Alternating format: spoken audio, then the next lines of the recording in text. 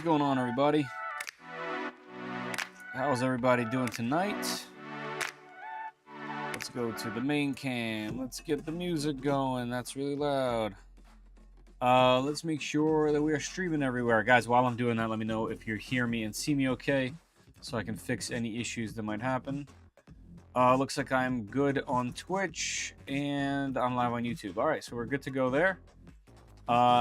There should be pinned comments. You can see them right here. Pinned comments on both YouTube and also Twitch for your Polymaker giveaway at the end.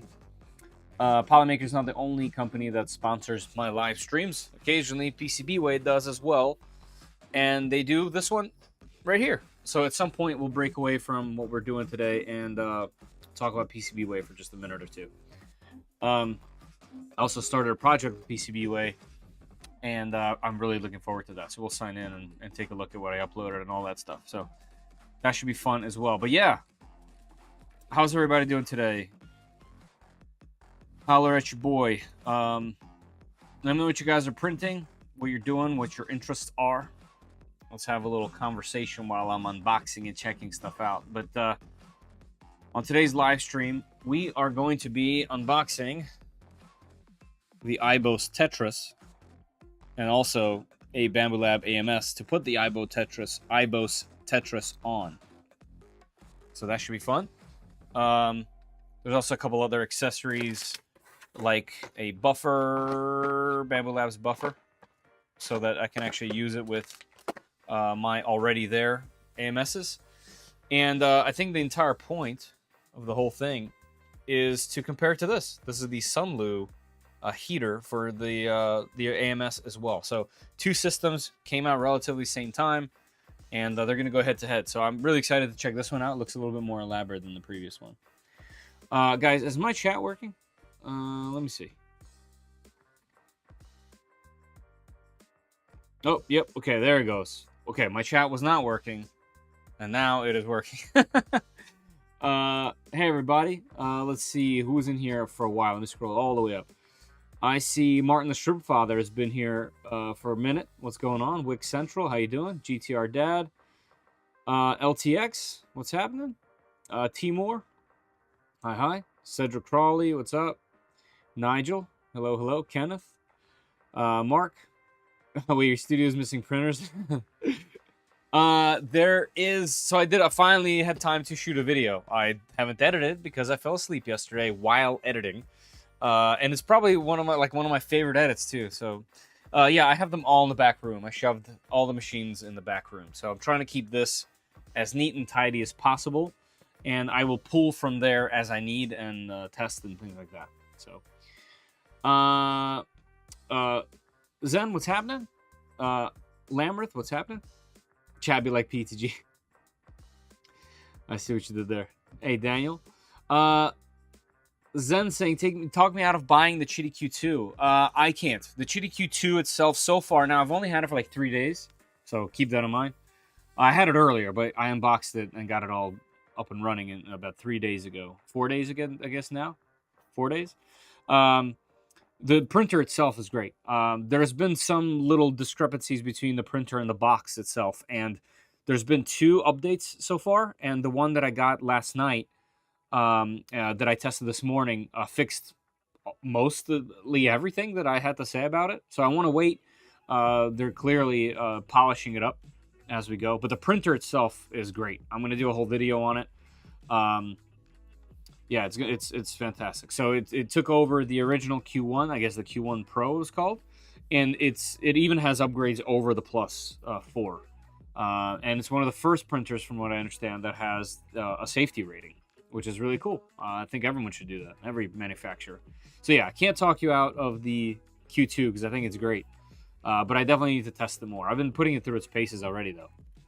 So I still got to print some PTG, not PTG. I will print some PTG, but I still got to print some ABS on there. Heaters for all the filament, yeah. It's not the Q2 that I'm worried about. It's the cheaty box. It doesn't look good. So, Daniel, so let me touch upon that. So, in the update they did yesterday, I actually asked them for notes because it was a vast difference between the printer that I was, or the cheaty box, I guess, that I was using the day before this. So I asked them what they did, and apparently something happened where in the firmware that was originally on my review machine, they didn't have like the torque high enough. And they turned it all up, and now the tubes that are back there are like everything's fine. I originally thought maybe everything was a little too long and you just had to shorten them, which is easy stuff. Even the Creality K2 Plus 2 had that issue where the tube was too long, and if you shorten it, it works better with the AMS. Anyway, even before shortening the tubes, I did a couple multi-filament, multi-color prints today that look good, but also some that failed. So I'll cover all that in the video. But if you guys have questions along the way, I'll be making shorts and all kinds of stuff about it. But yeah, I'm excited about that one. It's affordable on the high end of like everything that it has feature-wise. Super capable. So I'm excited for it. What's up, Martin? How you doing? Did it fix the cheaty box? Yes. Yeah, that's what I'm saying. Like so far, it's been improved probably 75%. And that's within a couple of days. So I'm really looking forward to it. Hey, AGZA. I want a 3D printer, CNC, and UV all in one. Nice. Soon. Companies do like making combo machines, so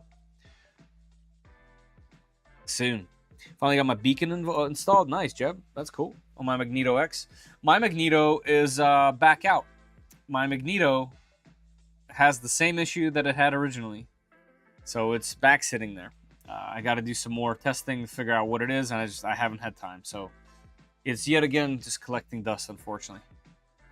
What's up with the thumbnail for the live stream? What do you mean? What's up with it? What's it look like? Oh, I had a misspelling on it? Yes, somebody told me via Discord, thank you, and I fixed it. Is that what you mean? Or is something even worse happening? 3D Odyssey, what's up, man? Is that what it is? IBOS Tetris, AMS. Yeah, that's correct. Let's unbox and install IBOS Tetris. It had a misspelling. Yeah, it's the same exact problem. I did a 20-hour print and it failed exactly in the same way. Then it came back. It's not homing anymore. Literally identical issues previously on the y-axis. Do they have plans of getting the annoying ratcheting sound? So I found out what the ratcheting sound is. It's actually, once you know what it is, it actually is kind of cool in a way. I obviously don't want mine ratcheting all over the place, but now that I know what it is, it doesn't bother me as much. So most other, if not every single other AMS multi-material controls, whatever, unit has a buffer tube installed somewhere between the machine because they're using different motors than what your printer has to push the filament. So there can be pressure in between the tube or not enough, to speed it along. So they use a buffer tube to kind of send a bunch of filament, let the printer use it up at its own pace, send a bunch of filament, use it up. But the Chitty box doesn't do that. It doesn't have a buffer. It uses a like a NEMA 17 style motor to turn it the same.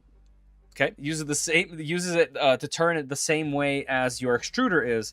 And if there's a discrepancy between speed, that's when you hear the clicking, because it's quite literally almost like a clutch to skip so that it doesn't either overpower or underpower pushing the filament. I don't know if that helps at all. I mean, it still makes a sound knowing that, but now that I know that they made their own like system to compensate for not having a buffer, it's kind of interesting. So, just saying. And hey, passing this information on to you. Modified one of the K1C to accept the CFS. Nice, that's cool. It's fun. I love my K1 Max with it. It's great. I was looking at this. My concern was a compatible modification made by AMS and sold by Hydromod. I don't know about the Hydromod, but we're gonna find out today. It looked like a different language on my side. Oh, that's odd. Here, check it. If we go to my channel here, it should look like this. IBOS Tetris AMS install. I don't know. Maybe some AI stuff happening. Hey, 3D Experiments, Tulsa, what's happening? Mr. Red, and then just nice. I get it now. All good, all good. And Eibos might pop into the stream at some point. I don't know where they're located. I'm gonna assume in China, but so it should be 9:44 in the morning there. And if they do, cool. If not, also cool. No worries. This 20th. Love this little thing. This date thing I printed. You'll see this in the upcoming video. Such a fun little print. If you guys are handheld aficionados, you'll enjoy that one. It's like a little calendar so that you can sell stuff online or take a photo and have that there just so it has your name on it and the date. It's kind of cool. All right, so a couple things. One, I already mentioned that there's pinned comments in the top of both the chat on Twitch and also on YouTube. So if you jump into that, Polymaker is doing a giveaway at the end of the channel. I mean, at the end of the stream, you must be present, but it's international, so you can be anywhere. So we'll be giving away some filament. We're going to have a PCBWay spot sometime in the middle of this stream or towards the end, maybe. We'll see. But also, check out 3D Print SOS. Excuse me, check out 3dprintsos.com. I have a new shirt on there, a print all over shirt, which seems pretty cool. It's all not just one panel; the whole thing is printed. So that's a fun little unlock there, as well as a whole bunch of other T-shirts, hoodies, mugs. Grab yourself one of these cool mugs with illustrated hot ends on it. Cheers! Or a mat that you can set up your small printer on, or your keyboard or mouse. They're fantastic mats. Or grab yourself a game console that I make by hand. There's a couple of them still left. I believe this one and this one are still left, and I will have more shortly. We'll talk about that during the PCBWay spot. All right, and then the only other thing that's left is the IBOS Tetris. Hopefully I've been saying IBOS correct. Is that how you say it, guys? IBOS? Or is it Eibos? Or is it Eibos? Seriously, like, you know, you guys are better at English than I am. But I'm really excited about it. I'm curious to the bottom here, kind of wild. The Sunlu solution is literally just some pins, put the new one in, done. It just does the top. This has its own shenanigans going on, and it's on sale right now. If you guys are going to think about buying this, please use the link down in the description. It'll obviously help the channel out. So, how much would it cost to build a Voron or try to 2.4 or do an Ender 5 Plus to Voron 2.4 conversion because I want a bigger printer? I think no matter how you cut it, you'll end up spending somewhere around $1,000 if you're doing a 2.4 or a Trident. Maybe a little bit under if you find some deals or stuff like that. There are people that get rid of their 2.4s and Tridents all the time. I would check out some Discord for sale in Discord groups, maybe some Facebook groups, and see if there's one for sale, kind of like an abandoned project. It would get you a huge leg up and obviously save you a ton of money. Usually, you know, some self-source kits, or not kits, but self-sourcing these things is also significantly cheaper than buying a kit. But that's the point of a kit. Everything's there. You don't have to figure anything out. So it is what it is. I would say put aside somewhere in the $800 to $900 range, and I think that would be fair to say an entry-level 2.4 Trident could probably get you. That's what I've been saying at Eibos. Yeah, same. Cool. Yeah, Wick, that's accurate right there. That's accurate. I guess I was right dead center of where you're saying. So, did you get a U1 pre-ordered? No. So I was originally offered, I guess, a pre-production model, and I turned it down. As you see, there's a lot of channels that did take it, and their videos are literally crushing. I have it open down over here somewhere. Yeah, like, how much are they at? 8.6. But the machine is doing so well. All the videos are absolutely crushing. And as much as I kind of like regret not taking an earlier machine, I've had so many machines. I think we're at 80 machines at this point of different machines on the channel. I've kind of, it's just getting old, constantly like fixing machines before I'm able to use them, or like running into just nonstop issues. So I just decided that, hey, you know what? I'll contact you guys later when the machine's a little bit more complete. And, you know, they're knocking it out of the park. In fact, I don't even know if they'll ever get back to me with this much success. Like, they no longer need me whatsoever. But at some point, I'll get my hands on it, whether I will buy it or not. Or they send it. We'll see. The individual channels heated. Yeah, that's gonna be fantastic. Yeah. Voron is so worth it, though. I have four Vorons and 4 bamboos. I love my Vorons. There's just something about the Vorons, right? You're just attached more to them. I totally get it. I have 3 Vorons, and I too would take them instead of anything else, I think. Do you think that port on the U1 will be for a heated hood? It is. They've said it. There is an attachment that goes on the top that will be plugged in. I don't know about heated. I don't know why it would be heated. I actually don't know. I think it's for LEDs and whatnot. Maybe some fans or something. I don't know about heated, but it's for some level of hood. Hey, One Raz, how you doing? All right, how about we get started? Actually, you know what? Before we do any of that, for chamber heating, okay. We always take a look at what they try to sell us, right? So we're talking about a $180 upgrade, which is about the cost of a premium dryer. And this really is a premium dryer. We're talking about 4 individual dryers. So I've been really happy with just 2. And what's interesting is I didn't know this until the other day, is they have a dual chamber. And in fact, I don't even know if that's what I have, to be honest. I could easily have the dual one and not even know. So that would be a funny thumbnail situation there. I hope I have this one, but it might be this one that they sent. I don't know. I would be just as happy with this. I think having dual chambers in a, that's mostly all my other dryers have dual anyway. So, yeah, this one is just on the next level. So we'll see what happens there. Which one they sent me. I honestly don't know. But let's see what they tell us. 4 independent controlled drying chambers. That's cool. By dividing AMS into independently controlled chambers. Obviously, this lets you heat while printing, which is awesome. And I really like that about the Ace Pro from Anycubic as well. By the way, there's a way to make the Ace Pro run on your Creality K1 machines, by the way. Yep, okay, so that's much of the same. Why do you need it? Of course, we know already. Active drying. So it looks like there's exhaust and intakes built into the system, which is great. Yep, right over here in the back. It looks like they pop up and pop down. So this should be a whole thing. Excited to see what that's all about.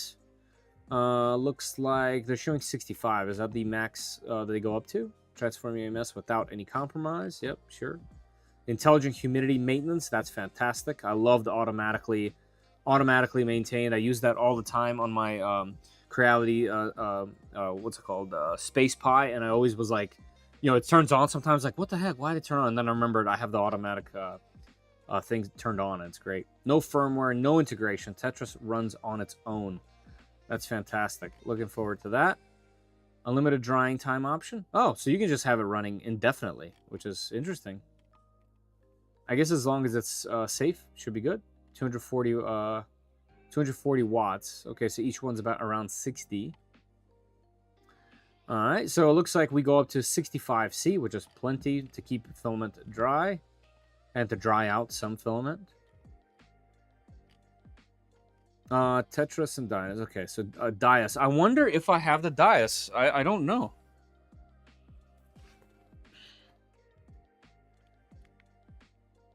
I don't know. I actually don't know if I have the Dias or the Tetras. I'm gonna assume Tetras, but I could be way off. All right, so this is a really, really straightforward thing. I'm excited to see how it installs and if that's difficult or not. So let's get the AMS open first, and then we'll throw on the Tetras. So I know I didn't know about this. I'm sending the pre-order, which I never do.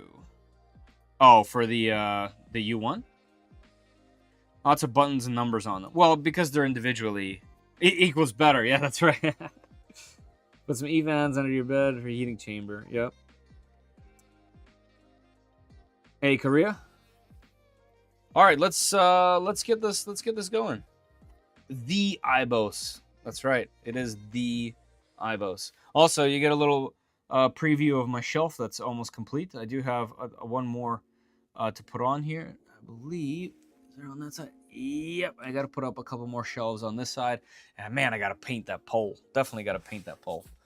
Anyway, let's move this over here into the light. So you can see the you could see the analog screen. I don't know, the light doesn't reach it over there. Anyway, let's get to the AMS. Just real quick, you do, if you're going to run multiple AMS units, you do need to buy this, and this essentially upgrades the buffer into a, it breaks it out into 4 more, so that if you just have one, you're going to need to put this on the machine and then run everything from here, and then you can run multiple AMS units. They don't just daisy chain off of each other. And that's how the filament makes it into your printer. So you need this, and I grabbed another cable for that as well. All right, let's get the AMS out and install it.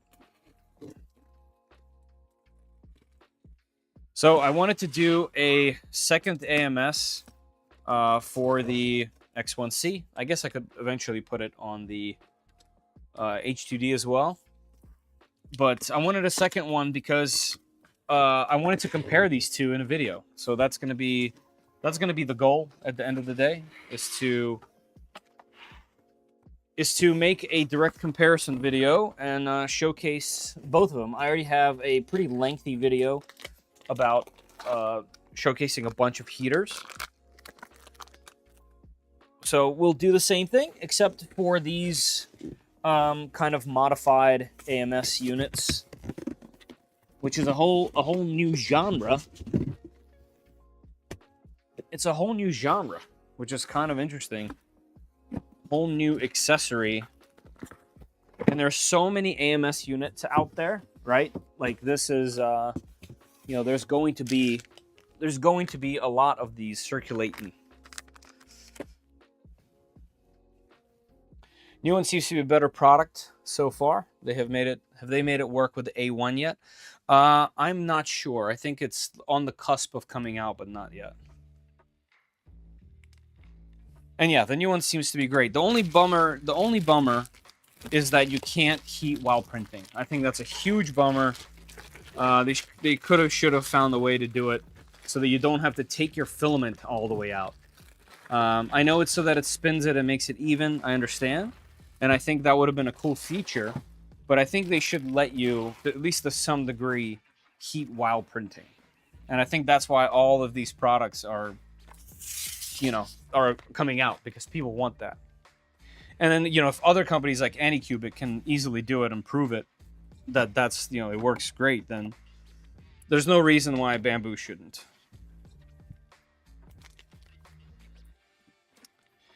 All right, so we won't need this lid.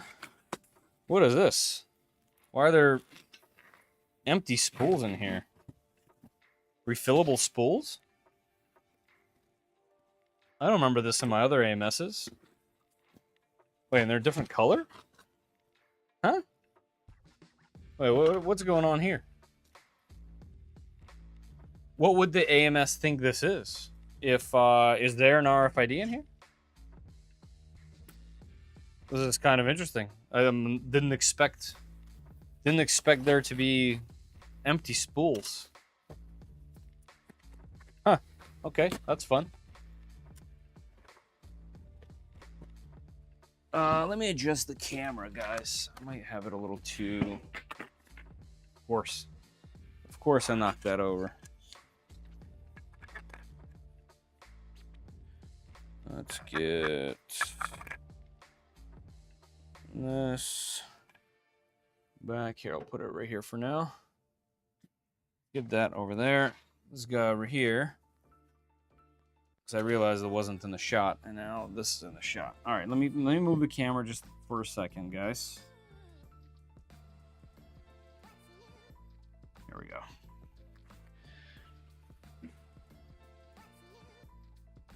RFID comes with a filament refill. Oh, okay. Gray is high temp. Interesting. Thanks, Eric. I need those spools. Well, Zento, if you were local to me, I'd give them to you, because I don't have much use for them. I do still have to do... I did do a video at one point on this thing, the Sunlu filament jointer, and I ruined all of the footage. It was just not focused and it was all messed up. I shot an entire video on it, and I ended up not redoing it. But I do have a ton. literally a stack of spools that are almost used up to my head, and I was just gonna join it all and print with it. So could be used for that.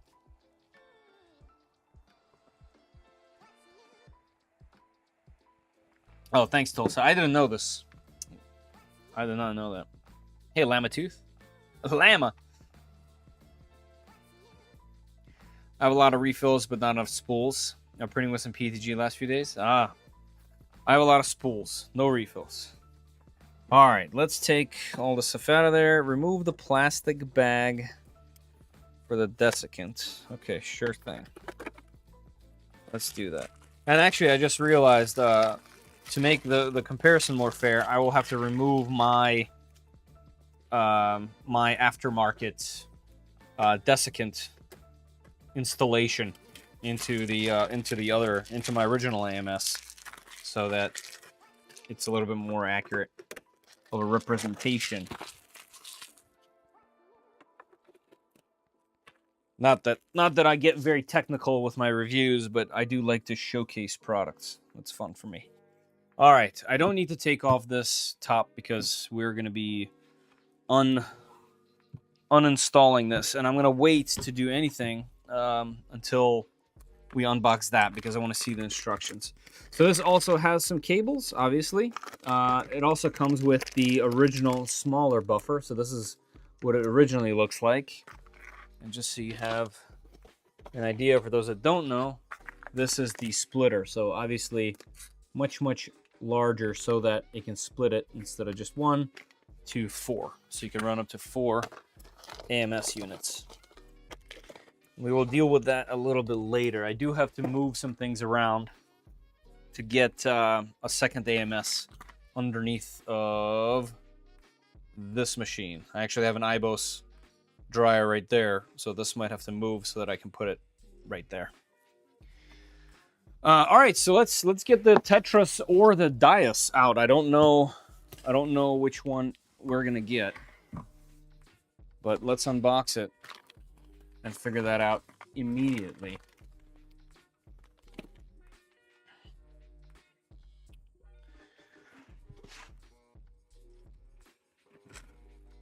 Box is nice and sturdy.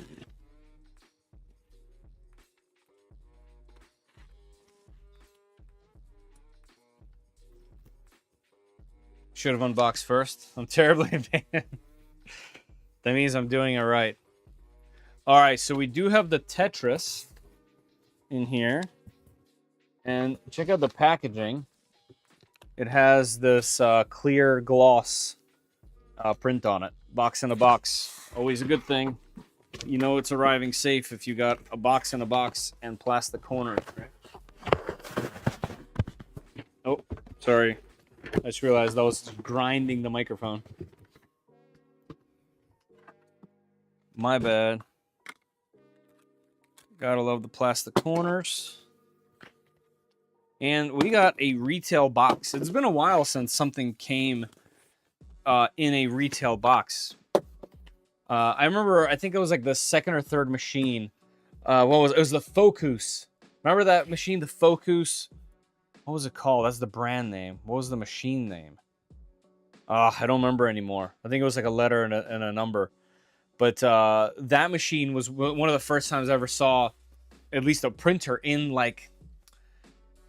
retail packaging like this, which means like the box isn't just a brown box with labels on it. It's like it has graphics, has a design on it, like that type of thing. So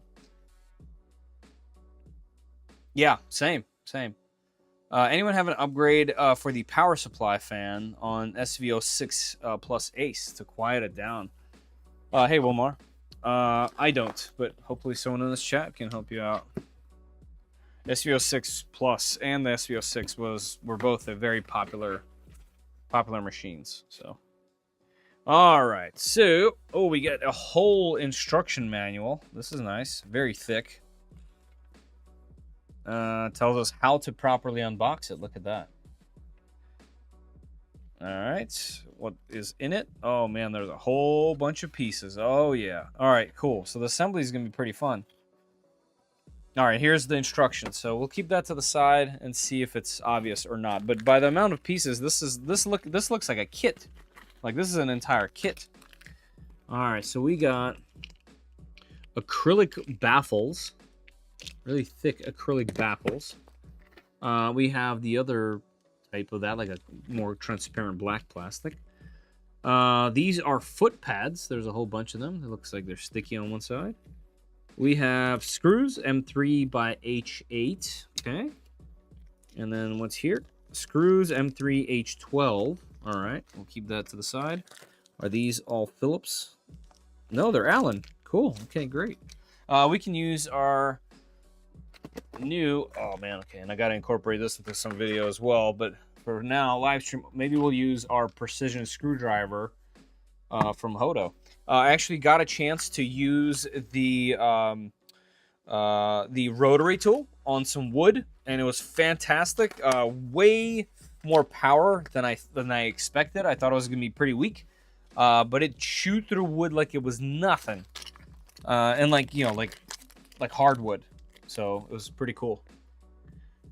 Meanwhile, PC clone. I want to get a real meanwhile and replace it.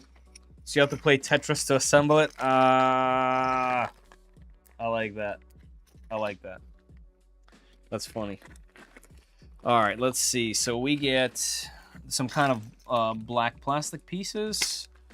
And I'm guessing these are feet, but only based on the photos that I saw. There's 4 of them. We get a really nice 2mm screwdriver. This is unexpected. I love getting real tools from 3D printers and 3D print accessories.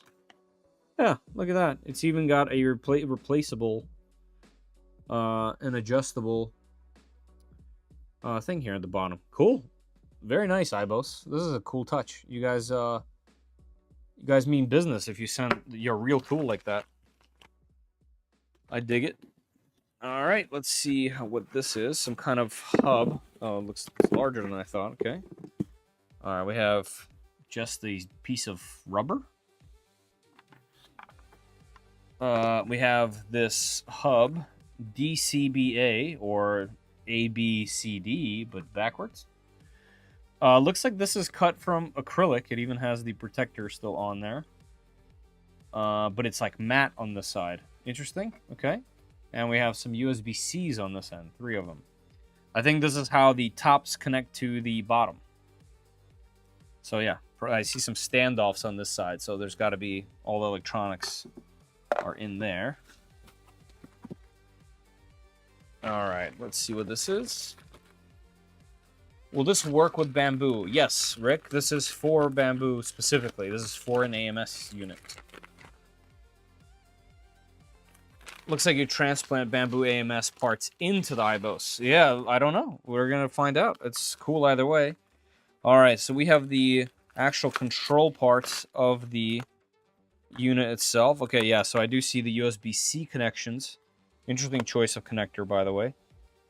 I wonder why they went with USB. But yeah, so far, pretty simple. We have some, I'm guessing, what, 5mm or so acrylic, matte acrylic.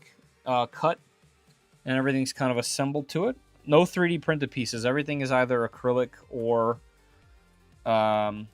what's it called, molded. Let's see what this is. Yeah, this is very interesting. I didn't expect any of this, honestly. This looks like it's a series of cables. Wow. Okay.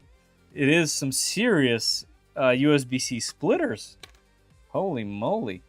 This says screen, this says power, and this says heater. Okay, so this is a very interesting splitter situation going on. So we have quite the thick PD USB-C cables, power delivery cables, and it gets split off for a smaller cable here. Interesting. Okay. Wow, this is very elaborate. I'm digging it. All right. Let's keep going. The packaging is extremely well done. No nonsense with the foam. All right, and this looks like it's the lid. Oh, there's more in there. All right, so we have the lid situation.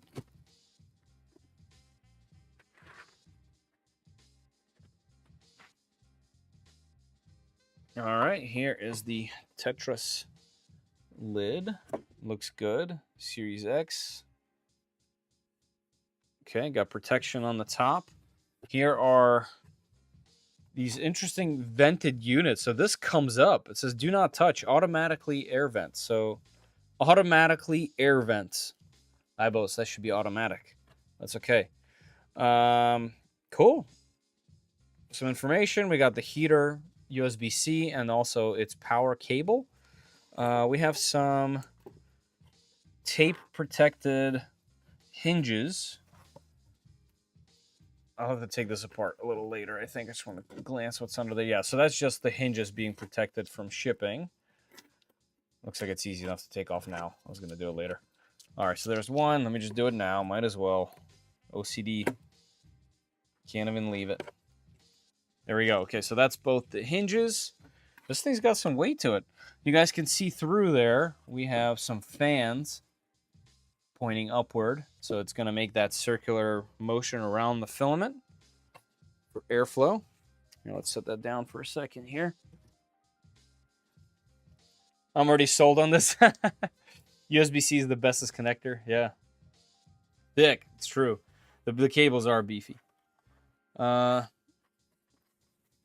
right, let's see. And then I also see some more acrylic pieces down here. I wonder if there's even more. I don't know. But the foam is also laser cut for this, which is just a nice little touch. You know, everything is in here really, really specifically. Yeah, I don't know what this is for, but we will figure it out. And they're not exactly the same. The pieces are slightly different here. All right, cool. Interesting design. Very interesting design. Let's put this back. Let's throw this over there. So this is a significantly more robust design idea product so far. Obviously, the end result might be really similar outside of having these individual chambers comparing to the Sunlu unit over there. But this is definitely far more involved. That's for sure. That's for sure. All right, let's see. Oh my God. So the AMS unit doesn't weigh much. And I would say this part almost weighs the same. That's kind of interesting. Yeah. Yeah, I guess you are adding quite a bit onto the top of this thing. So let's flip this over and let's get the lid undone. I'm just going to use the Eibos screwdriver, since they gave us a legitimate tool.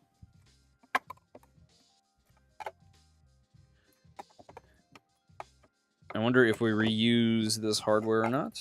For what I remember, the Sunlu one had its own hardware.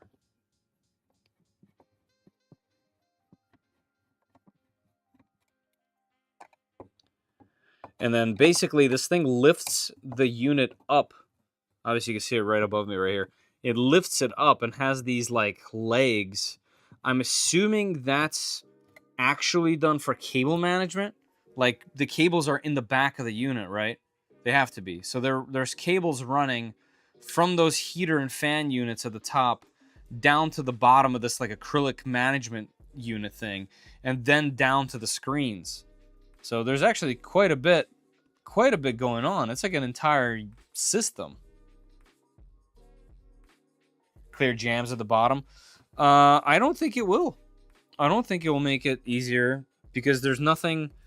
If you guys know about the AMS, like it's sealed here. In order to get to those things, you either cut the bottom of this. Also, why don't people do that? I will gladly cut the bottom of this thing. Yeah, if you just cut like a window into here, that would make it so much easier. Anyway, you get to it from the inside. You don't actually get to it from the bottom. So I'll put this next to all the other parts from the other machines and AMS units and AFS and CFS and IFS. I have just a pile of nonsense back there. All right, and that's it for the AMS, getting AMS ready. It looks like you just take the lid off of it, essentially. No, it looks like, what are we doing here? We are taking off now. Oh, yeah, you take that off, you put that on. And it looks like with the same screws. All right, take that off. Put this on. Yep, fits right in. Now, am I able to close it still? Yeah, okay, interesting. So it uses... This is cool. It uses these little tiny recessed holes to still lock this in place. And I actually think that's pretty clever because I stepped on something. What am I stepping on over here? Just a piece of plastic somewhere? Sorry, guys. I stepped on something half sharp. Yeah, just a piece of plastic. Anyway, it uses these things to keep this thing shut, which is very nice, especially if you're moving this around. The Sunloot device does not do that. It kind of covers them. It encompasses the latches so that you cannot lock it. Although its weight is a little bit different than this, but just a nice little touch by Eibos. All right, I do have to hold this in. There we go, to get that going. Shitty box the same way, no access from the bottom. Yes, I have not yet taken it apart, but I've also haven't had anything in there yet. But you're right, Daniel.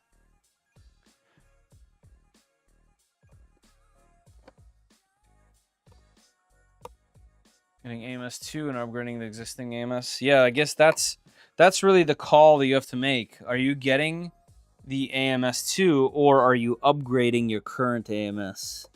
And the AMS 2 is nice. I just don't like the fact that you can't heat while printing. And even then, you can't just heat. You have to undo the filament. Also, if you have a mismatch of filaments, like right now I have PETG and PLA in mine. If you wanted to dry them at different temperatures, that's not even an option. And this gives you that, which is cool. I guess the Sunloot one does not as well, because that's a single as well. So, pretty interesting. That's where Creality made a clear improvement. Yes, they did. Yeah, the CFS is done well. It really is. All right, let's get the acrylic protection off of the top here. Just so we have the full view. Actually, you know what? I'm going to get it started, but I'm not going to take it off. Because I just realized we'll probably have this thing on its belly here several more times. All right, I started it just so we can peel it later. AMS 2 costs as much as a new printer. Yes. But the AMS 2 also gives you quite a few more features, and it gives you more specs. It's really well done. It's definitely AMS 2. Like, definitely. They made that one after the first one, for sure. But yeah, you got to think about how much an AMS unit costs if you're buying it like this, where you're buying an AMS unit and this together. That's pretty expensive. But if you already have an AMS, now it's not that much more to add, for sure.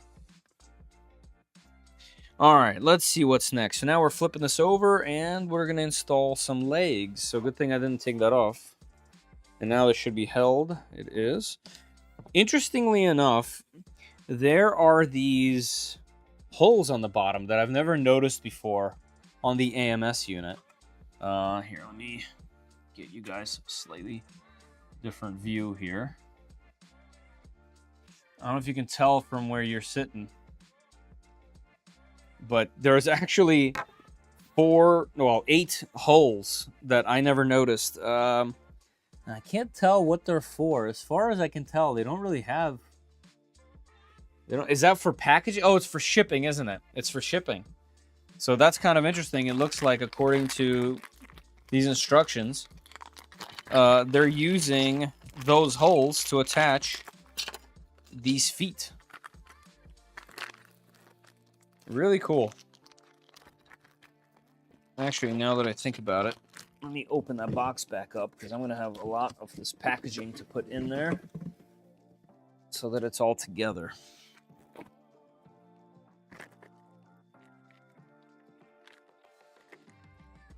Let me see if this thing has a PDF instruction.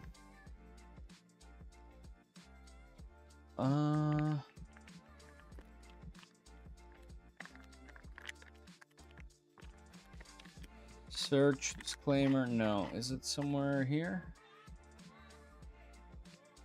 No.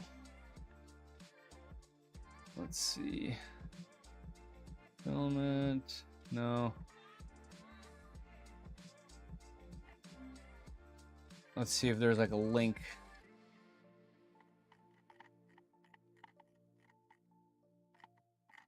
I wouldn't even be mad at this one. The 2-zone is also pretty good. All right, I guess not. Okay, so they don't have a digital. They don't have a digital one. That's okay. That's fine.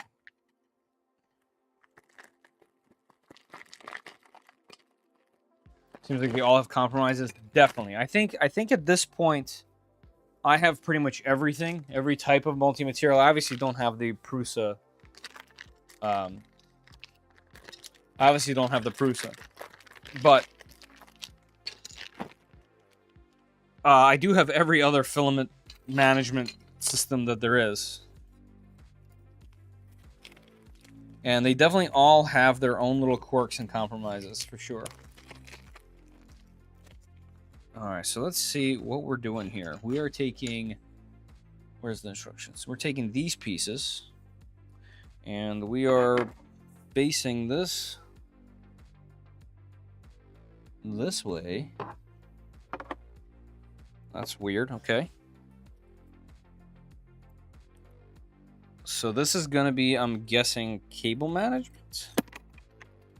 Alright, lost that thing. They have a 2-chamber heater too, much more affordable. Yes, yeah, that's what I'm saying. I wouldn't have minded if that's what they decided to send me, because they both look great. These little feet, I just noticed, have a little recess to go around the original rubber foot here. So it looks like there's a lot of interesting design choices in a product that's meant to be an upgrade to another product. All right, I'm guessing because of that, this goes to the outside. Yes, it does. All right. I like the look of the U1. If that hood does give you chamber heating, I'll be in. Yeah, seems cool. Did they post what the hood looks like yet, or no? Or is that just hearsay? I think those acrylic cutouts are... Yes, they are, yeah. I would assume that's what they are. We'll get to them. Hopefully we'll have this thing all together, at least. I'm not saying we're going to have this thing running or anything. Because I do have to do... I have to do quite a bit to get it back there, actually. I haven't seen anything about the U1 hood. Yeah, me neither. Only words so far.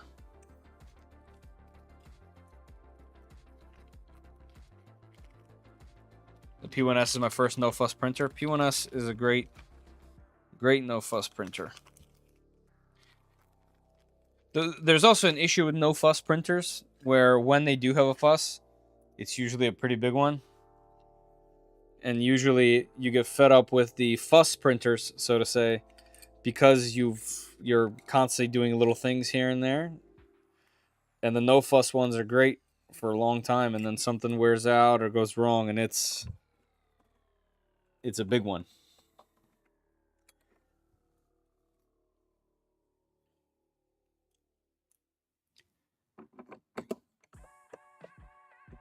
Like, I had to take the tool head apart on the H2D. Man, that thing is complicated. That's like working on an alien spacecraft.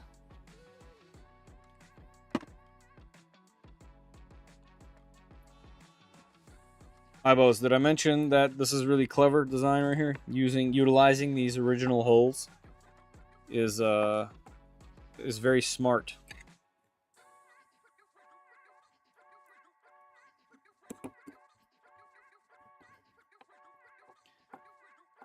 Clever.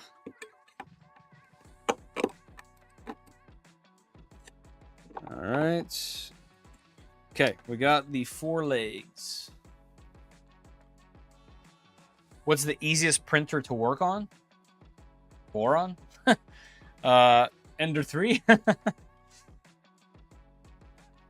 don't know. I think anything that uses Clipper would be easy to work on.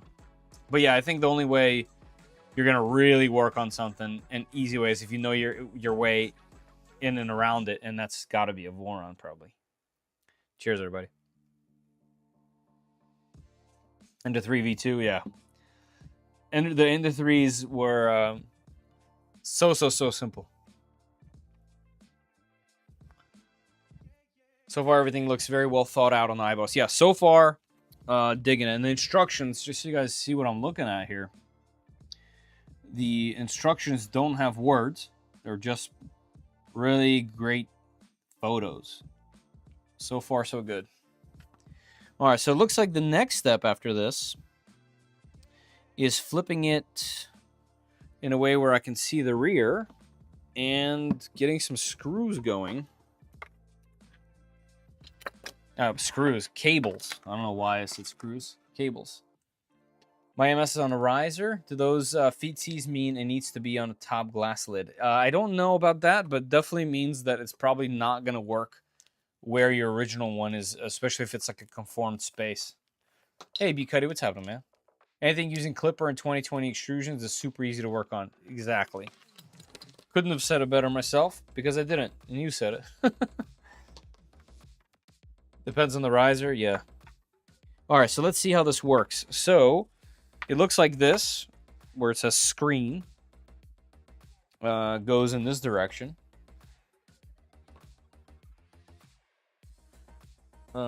This goes here, and this guy, this says heater. The heater gets plugged into the back, and then we run this through here like that, and like that, and this sits here. Okay, interesting. Here, let me get you guys a different view here. Wait for it. Wait for it. Here we go. I love that I can point the camera anywhere. You can see the U1 hood about halfway down the Kickstarter page in the add-on section. 8.6 million, man, good for them.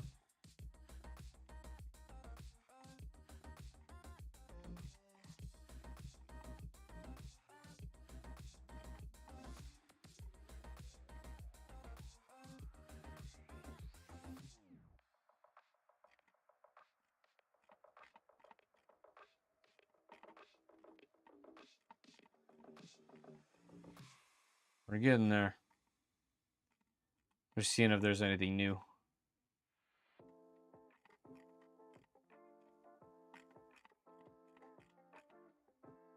Beautiful layout right there. There we go. Here's the hood. So it has air purification and chamber temperature. Interesting. So there's a heater and an air purifier. That's cool. That's cool. Interesting looking design too. Hey, snap dryer. Wait a minute. Snap dryer?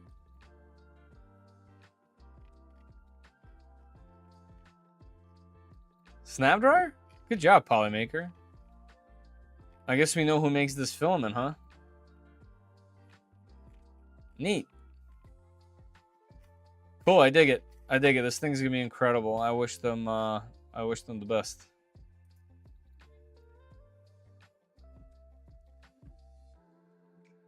Won't ship till March. That's okay. If you don't get it, then you'll never have it. It won't ship ever if you don't get it. You know, there's always that aspect. So better to get it in March than not to get it. You know? All right, let's keep going with this. So find the one that says heater. Plug it in. This goes here.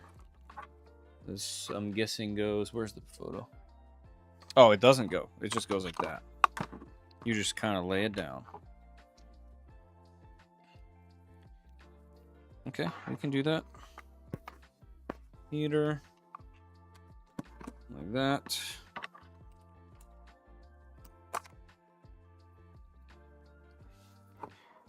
Heater. And through there. Yep. This goes through here. And through here.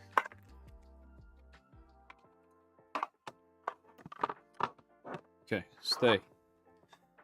All right, next is we need our screens get put on and the hub gets put on. Let's do the hub first because it'll help with these cables over here. So first, let's make sure I have these correct. So this is D. This one is going to be C. This one is B. And this is A. Okay. And let's make this a little bit neater. All right, and then back here, this will attach like that. But then back here, all of these cables get plugged in. So A goes power, B goes power, C, and D. All right, I'll show you the back here in a second. Let's get this thing wired up how it's supposed to. All right, which ones are we using? Which hardware? The M3 H10s, okay. And how many do we need? Looks like 3 on each one. So let's get out 3 and 3. All right, let's see what lines up. Oh, it drops all the way in there. Like that, huh? And let's see, I gotta push it just a little bit to kind of make it in there. Oops. Yeah, I gotta push them apart.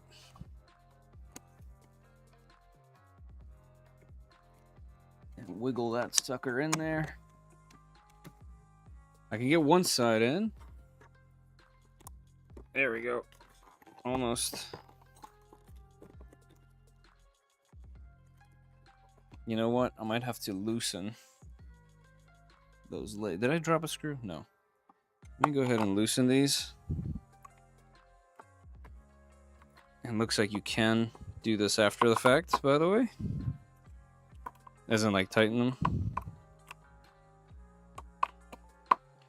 There we go. Okay. There we go. Now they're on. And these cables should not be trapped under it, I'm guessing. Let me unplug this one. Let's get this cable out on here. Yeah, there we go. This should be flat. There we go. Okay, let's get these feet reattached. And then we'll attach to the feet.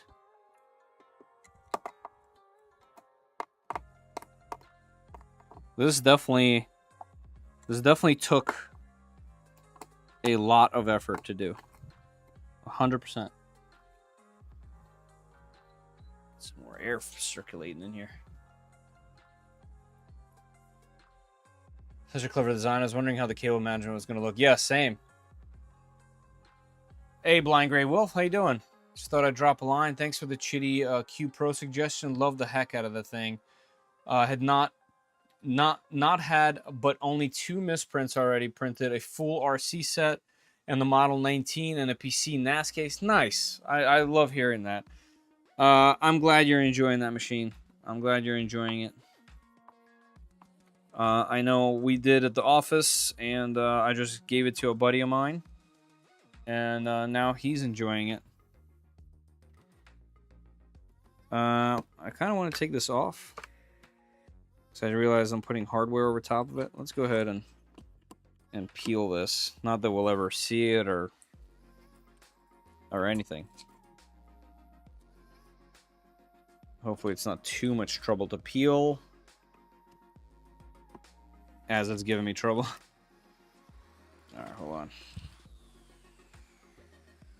Here we go. Let's get the side on there real quick. I swear the background music sounds like from the new from the game New World. Yeah, there's all kinds of different types of background music going on. Oh, real quick, Feder, did you see Creality dropped a new printer that seems to have flown under the radar? Yes. Yes, I am familiar. Well, the thing is, they were announcing these machines a long time ago.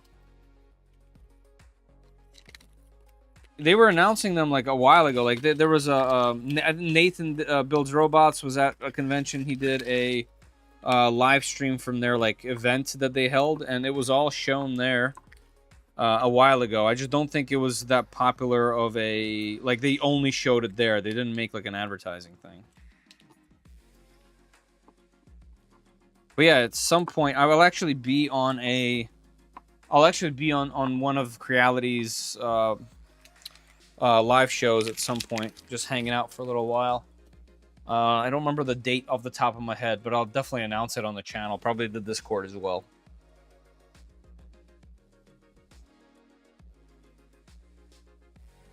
I now want the new one, and with the filament changer. I just got my hands on it, Blind Grey Wolf, a few days ago. So I'm testing that right now. There's definitely some growing pains with the changer, the color changer unit, the Chitty box, but the machine so far has been really impressive, especially for the price.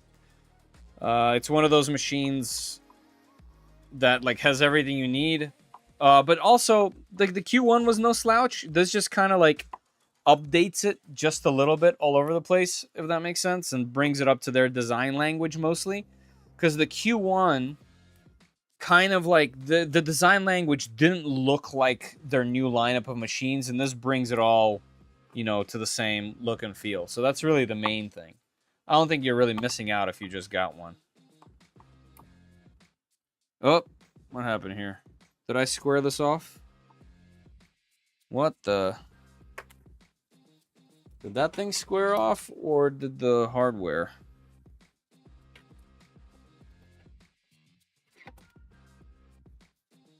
Hey, it's Unique Prince. Hey, what's up, man? How you doing? Thank you for showing all the love in the comments. Saw your name a few times today. Appreciate it. So it looks like this screw is going right in the trash, because it immediately stripped. Trash. And I'm going to move this one from the center here to the edge here. There we go. I thought it was the tool, but no, it was just the bat screw. Okay, when you get done putting it together, send it to me. That's why I'm putting it together. I'm just going to shoot it right over there as soon as I'm done. Could you imagine, like, oh, sorry, Eibos, I sent it to a viewer. Could you imagine? Eibos sends me an email like, hey, how's it going? You know, I know you're testing the product. How's it been? I'm like, oh, I don't know. I sent it out. I don't have it anymore. That would be something. All right, now we are gonna install the screens on this side. So let's first plug them into these crazy USB-C cables. Gotta make sure their angle of attack is correct here.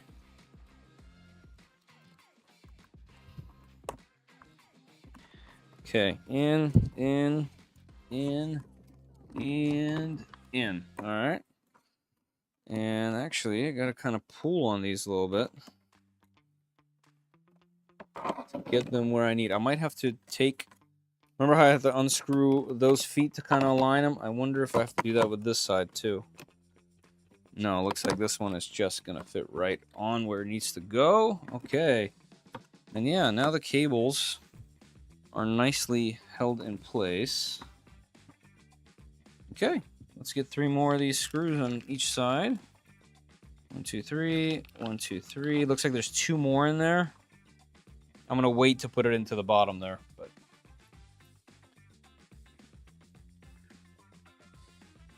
I accidentally did the wrong giveaway. Oops. Oh, how?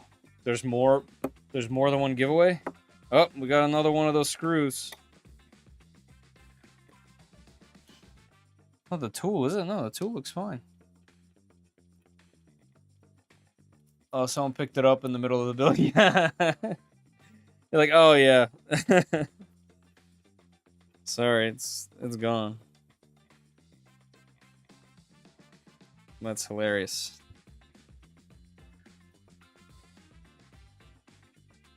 No, I mean, you're sending that to a viewer. Oh, like I did the wrong giveaway. Yep. Oh man, okay, so it is stripping. I hope it's not that tool. No, this one's even worse.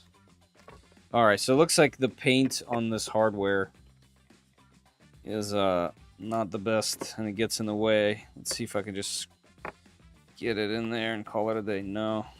Nope, this one is stripped out. I don't have any more of these.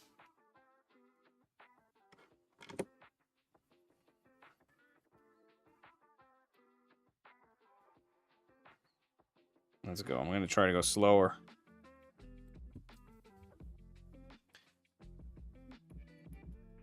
Hi, did I miss the giveaway? Hey, Quinn. No, they were joking about something else, but how you doing, man? You did not miss the giveaway. I believe the giveaway gives you a time also, like how long we have until the giveaway itself. Oh, we got another one of those screws. So there's a bunch in here that are just not very high quality screws. Let's see, let's put a lot of pressure down and go slow. Yeah, I can tell, I can see it. This thing's about to spin, but hopefully we can hold it together. We only need these 2. They'll hold us just fine. I'll put this in for fun. Let's see if we can do it without it stripping. Nope. No, apparently not. Nope. Okay, I'm gonna take that out on an angle. Yeah, so I got 4 here that are stripped and 1 I already threw away. All right, it's held with 4. That's more than enough. It's not gonna do anything. And let's just make sure I have these things tight. Where is it? This one. Let's see if I can get into here. Come on. Come on.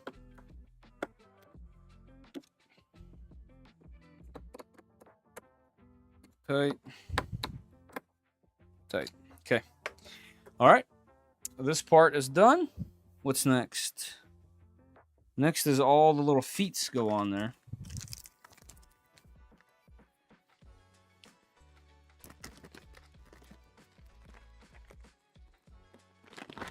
All right, let's get the foot pads. Is there a spot for the foot pads? Oh, you just... Oh, they go in the middle of this? What? Oh, yeah. Okay, they fit in there. All right. Interesting. I'm good, Quinn. I'm good. New giveaway rule. You have to pick it up from Fetter's Garage. Yeah. True. Come get it. Alright, so that kind of locks that in, huh? Cool.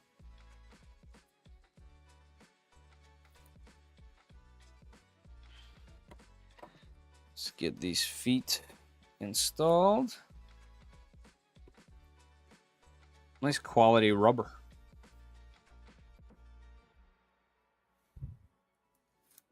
Just two the Linus way? Yeah. Just two. Oh, they also have like a protective plastic on them. Oh, maybe some of them? That one did. Alright, there's a bunch more. I'm just gonna put them everywhere.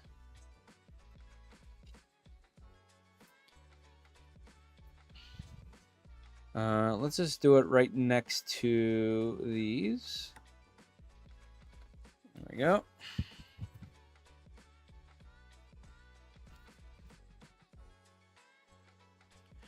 And this one, oh, I guess I could have done that way. Yeah, alright, I'll move that one. Let's do it this way. Hopefully this will peel. Yep. Yeah, let's do it right there. Okay. And let's do that here.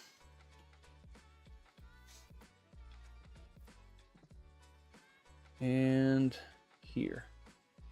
All right, our feet should be attached nicely. Found out why I could never get the motor to work on the RC prints. I kept ordering a Model D and not the Model C of the brushless motors. Ah. Yeah, sometimes their shaft is on the opposite side. Yeah, all kinds of wacky stuff with those motors. All right, let's see what's next. Step 7 is the feet. Step 8 is inside. So we get to flip this thing back over. Wow, what a unit. What a unit. Okay, and let's open this up. Oh, with the cables. Interesting. You're gonna have to get used to the resistance of these cables when you open it. Okay.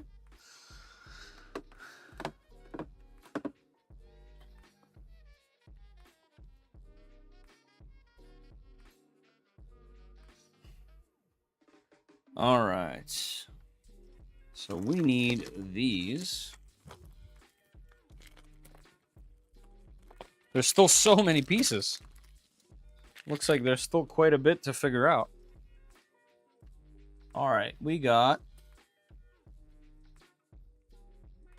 these acrylics, ABBC. ABBC. Okay, they are labeled. This is the acrylic for the front, and all of it has protective tape on there. So let's peel that. Both sides? Yes, both sides. Oh, that is much clearer than it first looks. First it looks kind of frosted, but then you remove it, and boom. Okay, this goes where?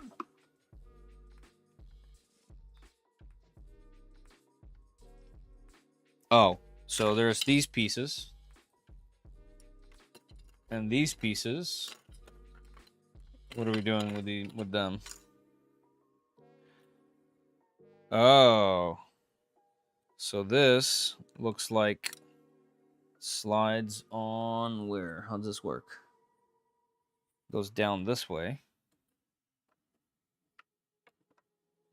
Oh, okay, that's easy. These pieces just slide down and cover the gearing of the original.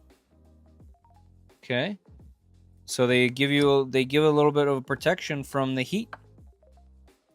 Do they click or anything? No, they just kind of fit perfectly into place and leave the rollers untouched. So then where does this go? Is there another photo? This part's a little bit confusing. Where does this part end up? Oh, it's for the front of it. Oh, so this locks it in place? So this part, okay, these acrylic pieces get locked into this plastic piece, and then this slides over the motor, and that holds it all in place. There we go. It's clicked in. So we just slide that in there. Oh, yeah, okay. So that blocks off the front. I see. So this makes a smaller area, smaller chamber. Man. That is not what I expected.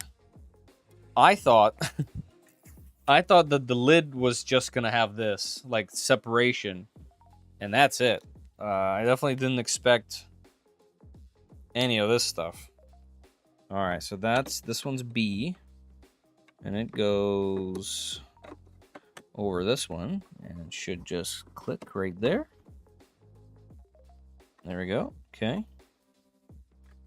And I think I have this one on backwards. I do. Let's flip that back.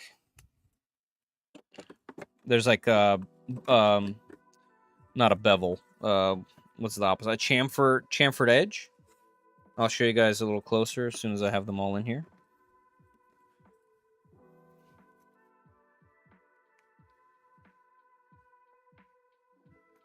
Ollie's 3D Creations, thank you for gifting a membership. That's awesome. Thank you very much. I appreciate that.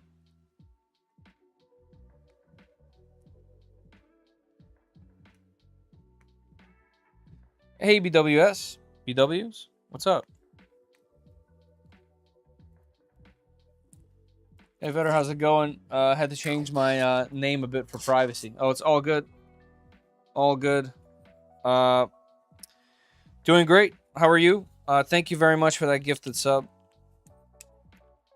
I appreciate that. And whoever got it. Oh, Blind Grey Wolf got it. Even better. I'm sure he appreciates it. Thank you very much. I have a video that I'm finishing editing, and every member to the channel gets to see it 2 days early.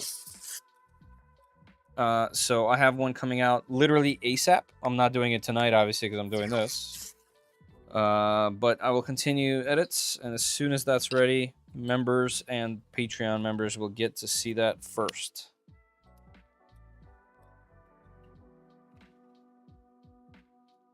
Listening to Return to Father's laptop.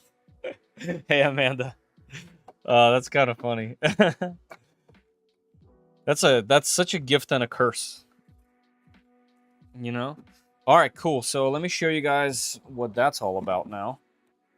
So, oh yeah, they're transparent, so it's hard to see. So we have these cool little perfectly designed blockers here that block off the mechanism of these motors, and they block off the entire front end there to make the chambers smaller, and they also help with the flow of the air. So that part is going to create turbulence. Why am I zoomed in? Sneezing. Hold on.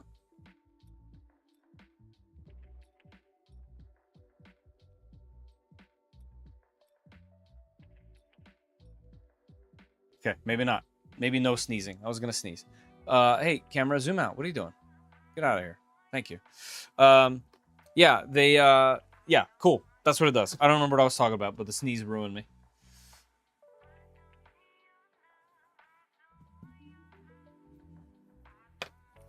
B-dubs is easier. B-dubs. B-dubs. B-dubs. Get it in your brain. I think you've told me this before, too. But, my memory is broken. That's funny. All right, so now we done did that. Oh, this just shows you, this part just shows you how to click those things, because this is where we were. Wait. This is where we were. Now we're here. We did that. Yep, we put them in. Yep, push them in. Yep. Yeah, they look like this. They look fantastic. Then, looks like we're onto these black rubber pieces. Oh, they're not rubber. Okay. Bunch of little clips. Let's see how this works. It looks like one slides onto there. Okay. These slide onto here. And these hold these chambers, the cutouts. And there's 4 little ones. It looks like I have an extra one for whatever reason. I have 4 for some reason in here. These go where? Between the rollers? That picture is really small. I can't see. Oh, okay. On this little spot, right there. Wow, even there. That is some serious attention to detail. We're talking about these tiny little pieces here, and they kind of slide on to this tiny little riblet that's on the back here. Right there. Boom, boom, boom. Between the rollers. So that is really cutting out all of the gaps that are possible here. I do have extras, I think. Yeah. Okay, so now we're putting in these things. And they have letters on them. Hopefully they're etched in, because I can't tell. Oh, okay, it's B-A-B. So 2 are the same, this one, and 1's different. The 1A is in the center. So we'll take 2 of these. Okay, that one goes in the center. All right, let's see how this peels. I love the IKEA looking. Yeah, it is. It really is. I wish there was a PDF format one so I could have it up on the screen.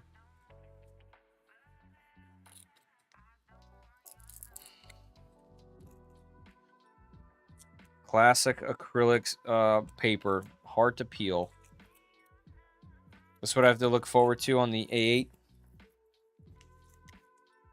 Wordless Workshop, yeah.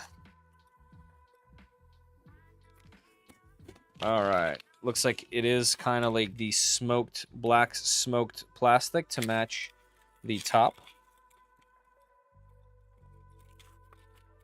I can see why Eibos was like, "Hey, check this one out," because this is just as far as the components go. This is very different than what Sunlu put together, and it'll be interesting to know if it was worth it. Just because it's more complex and crazy doesn't mean it's necessarily better. So that's going to be interesting to find out. All right, beautiful piece of cut acrylic here. So this goes this way. On top of the... Wow, so this should fit perfectly? Let's see. My lord. That is some serious fitment. I guess this is what happens when you're good at CAD. Wow. Okay, I'll show you guys in a second what that did. So so it's hard to see because it's transparent. Here, let me get my hand underneath so I can hold it.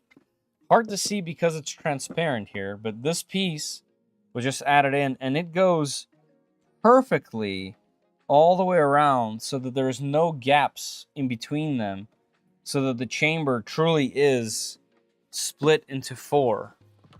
That is some serious attention to detail. And it like pops in too, like it's held in place with all the plastic pieces. How does this one work? Let's see. So it just goes on. Oh yeah, it just fits. So it just locks it in completely. Wow, okay. I don't know what I expected, but it wasn't this. It was not this. Alright, there we go. Pop that back in there. Alright, so now the different one goes. If you peel it, it won't be new anymore. It's true. A heat gun for a few seconds. And the roll on the paper comes around. Oh, really? Is that the trick for real? Why didn't you tell me that when I was doing my last Voron? I think most of one stream was just me trying to peel the panels.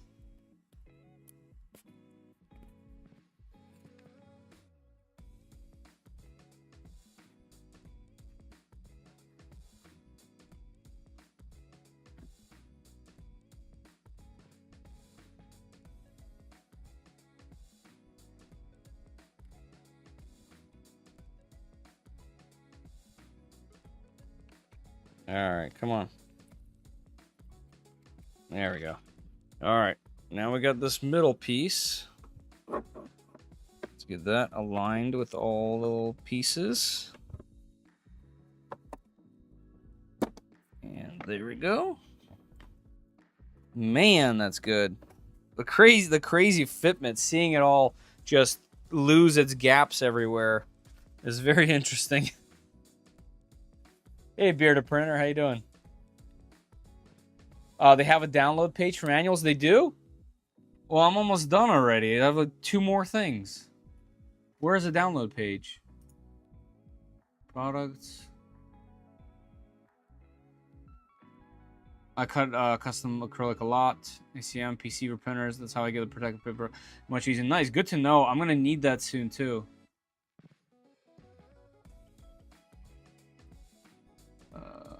Where is that page? I'm guessing there's a button somewhere. Hey, Serge. Long time no see. How you doing? Search downloads Eibos 3D, like on here.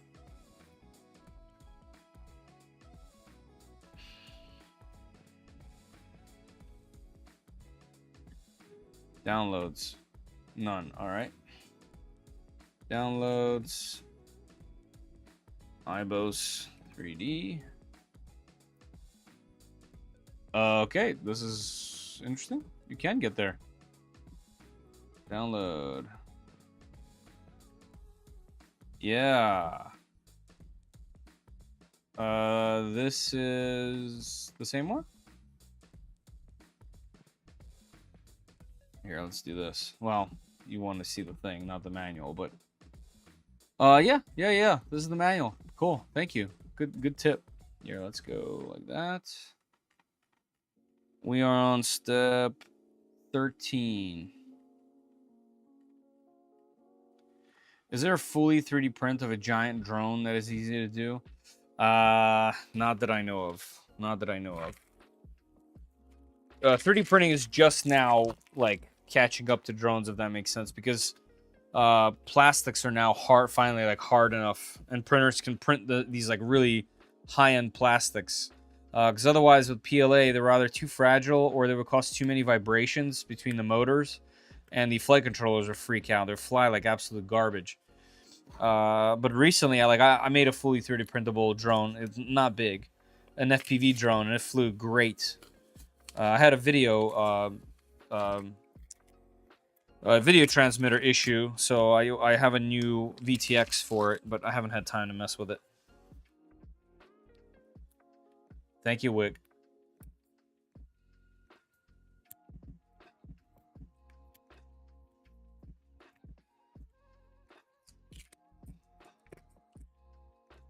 Here I am still being stubborn, even learning that applying some heat would work. The future of drones will be amazing, though. Oh, yeah, for sure. Drones in the past year and a half to 2 years have already had some very interesting things that have happened, obviously, and that's only going to increase with time. And there's lots of companies coming out of the woodwork because the industry is absolutely on fire right now. So yeah, we're going to continue to see cool stuff with drones.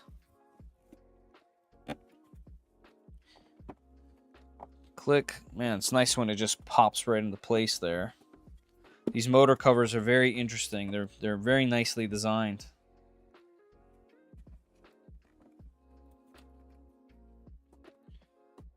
Cool.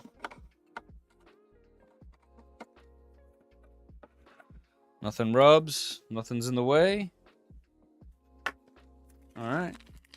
One thing I do gotta say though, now that I'm noticing it, because we're adding all of this stuff to the bottom, if there is going to be broken filament on the bottom of this thing, you're not going to have a good time.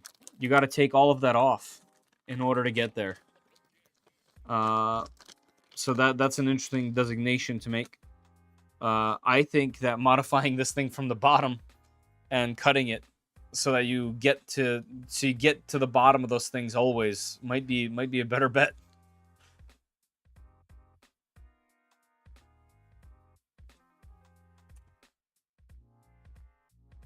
All right, now we got these pieces. There's only 3 of them. but they too have to get peeled. I just realized I threw up all the trash right there for some reason.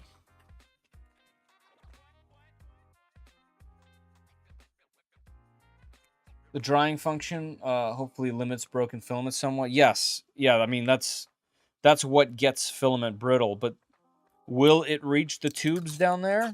I don't know. Hopefully the filament that you're putting in, I guess, is already dried to some degree. I don't know. There's only one way to tell.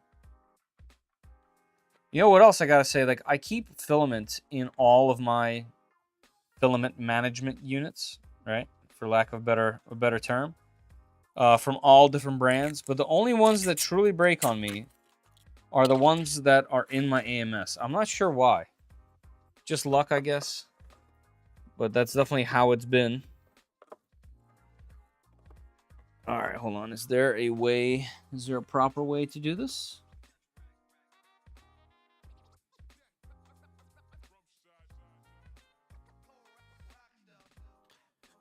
What am I looking at here?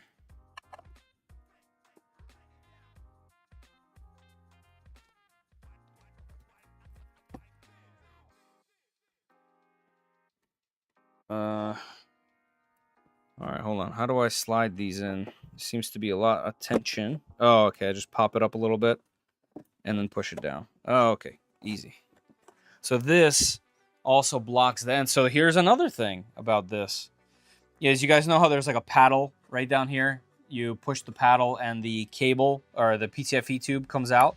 So you can kind of quickly take the AMS on and off.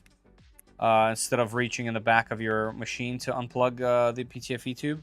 That is currently getting blocked right now. So that's kind of interesting.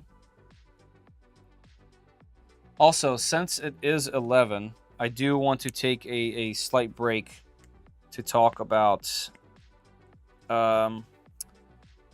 PCBWay. So let me just get these things in, and then we'll have to take a quick break. Oh, come on. Don't I still have a blade here? Come on. There we go. One.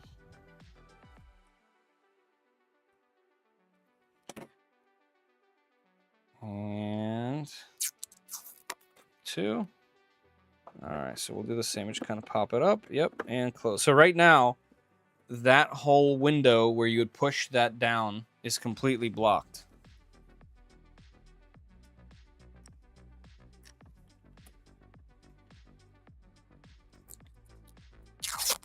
I get why this is there. This literally closes these chambers, makes them as small as possible, which means it's easier for this thing to heat and to maintain temperature and to circulate it in a way that's controllable. So I get it.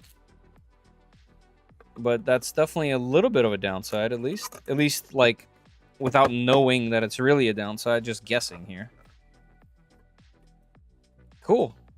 All right, and that pressure definitely holds everything in place. Nothing is going outside of its own thing here. This is cool. Okay.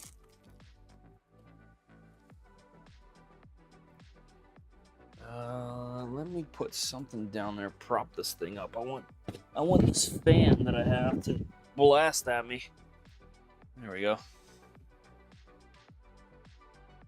Cutting that bottom panel will affect the AMS heater, though. Will it? There's nothing. It'll be totally sealed. It's like a double pane down there. Ad time, yeah, it is, DJ. I was wondering when PCBWay was gonna get to this channel. Took them long enough. Yeah, it took them a long time. All right, so there's still a lot of hardware left. Let me make sure that I am indeed done. What's this? Oh, like plug this stuff in the back. Yeah, sure. Check, that's it. And screen. Data sheet, okay, cool. Heating level. Ah, so, no, there should be a temperature, right? Will there be a temperature on the screen? current temperature. Circulation. Second stage drying mode.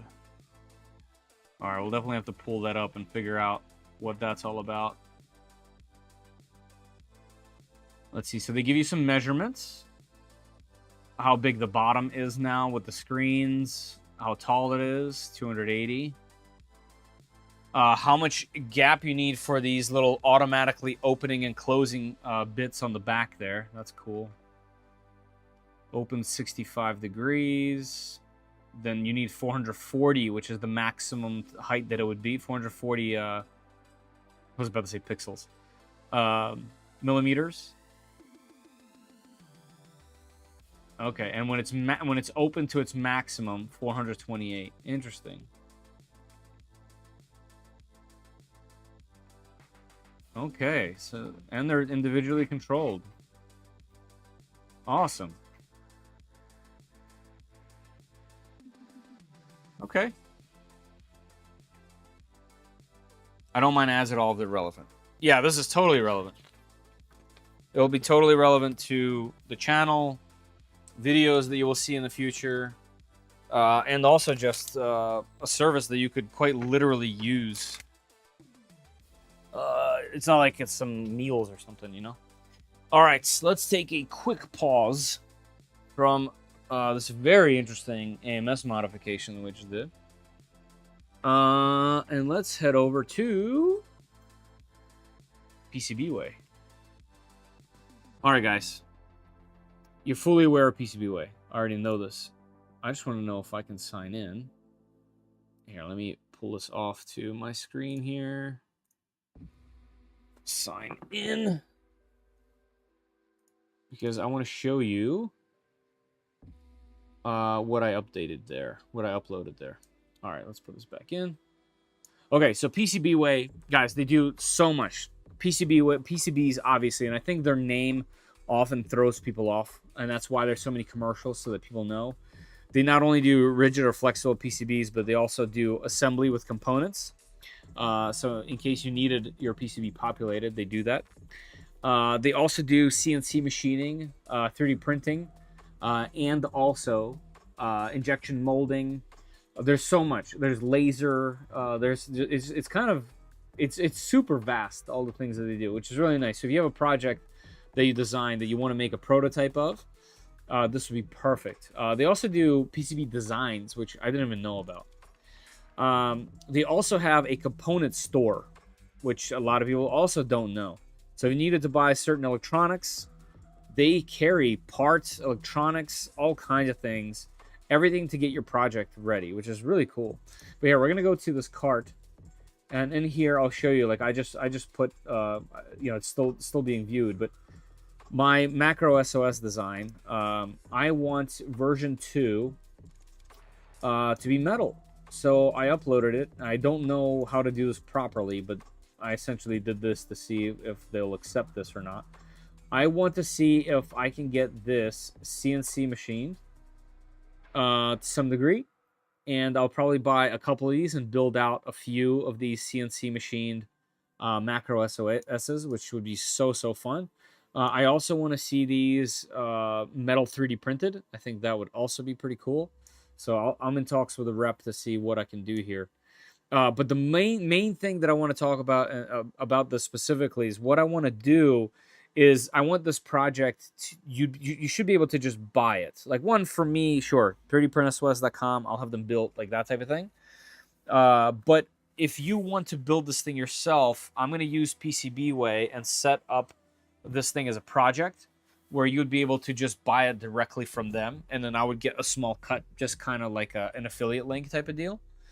And that would be really cool. That's what I'm mainly really excited for. So hopefully my files are okay. I learned how to make technical drawings today and did that to upload it there. There's a lot of really intricate little pieces, little bits and doodads, and some really small sections, but I'm sure they're really high-end CNC machines can handle it.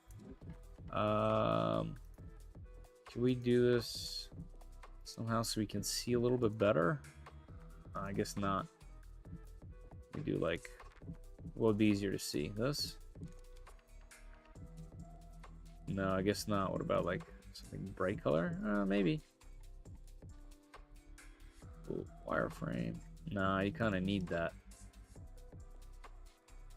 Yeah, I guess you can't see all the tiny little lips and everything that kind of goes into this. Can I move it around somehow? Oh, there it goes. Okay. But yeah, this is really cool that you can even do this. You can set up a cross section. Take a look. Anyway, here's the cost for 5. Well, I don't know if this is the actual cost, but $284 for 5 of these things. Custom CNC machine is a really good deal. Obviously, this doesn't have shipping or any of the other fees that might have to do. And also, this has to get approved and even looked at, and it's going to go back and forth, I'm assuming. So just keep that in mind. But one thing about PCBWay in general is their prices are really good. Like, they're really fair prices.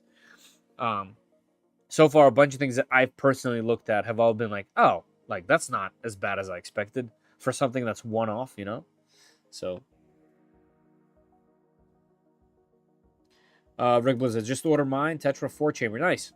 Rick, did you use my link down below in the description? No problem if you didn't. I'm just curious. That would be cool. Yeah, thank you.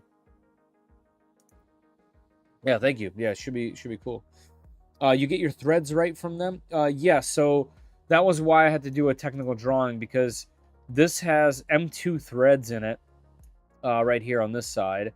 And I had to add extras because I didn't want little nubbins here. So the original one, the printed one, holds the PCB with these, you know, it's 3D printed, so it has flexible arms that kind of hold it. And there's these nubbins that go into the original screws so that you don't have to use hardware on the original PCB. But it's going to have to be, since it's CNC, that design isn't going to work. So there is a bunch of M2 threads that have to go in here in a couple spots. So I'm interested to see how they handle that. Like I said, I'm waiting to hear back from them. So I'm really looking forward to that. Yes, I did. Awesome. Thank you, Rick. I appreciate that very much. All right, and then let's go to their main thing. Right? There's always like a split second. Oh, right, because their regular site has a different link. PCBWay.com. And let's check out just a couple shared projects. Shared projects. So this is what I eventually want to get to. I want to have my macro SOS case here. So that's kind of neat. 3D printed DIY camera slider. That's kind of neat. We'll check that out in a second.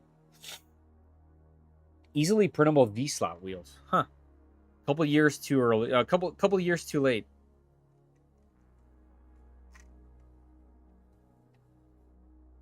Ender 3 linear rail upgrade. Interesting. All right, let's take a look at this. I'm kind of interested. But yeah, this should show you a perfect example of how this works. So this person has a YouTube video for this camera slider that they made. Looks like several. Here's all the other parts that you will need.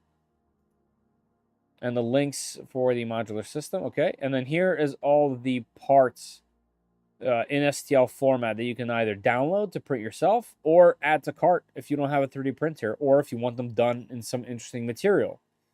So this one is done a little bit differently. I thought like all of well, I guess if they have the hardware, some people, especially if there's electronics involved, they will quite literally have store links right in here. So you can click into the part and add it to cart so that when you check out, it's the whole project.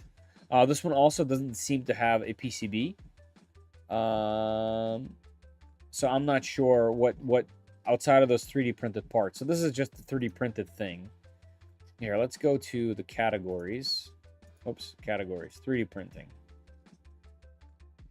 Let's see if there's a quick one we can find here. Soldering fume extractor. Hey, if you guys watch this channel, you already know I need one. So let's see how this is handled. So it looks like there's some switches. There's obviously a fan. There is a case. This is the back. There's a few buttons. Cool. Of course, there's a YouTube video. All right, so this is taking you to Amazon links for where to get these parts. JST connector, DC jack. See what I mean? Like, the store on PCBWay could handle some of this stuff. So it just depends on what you want to do with this. I would try to make my project have everything that you can just buy through one thing. So once again, this is like, here's a step file, but you can just add the STLs to here and go. Cool. A bunch of RC related stuff I keep seeing all over the place. That's for sure.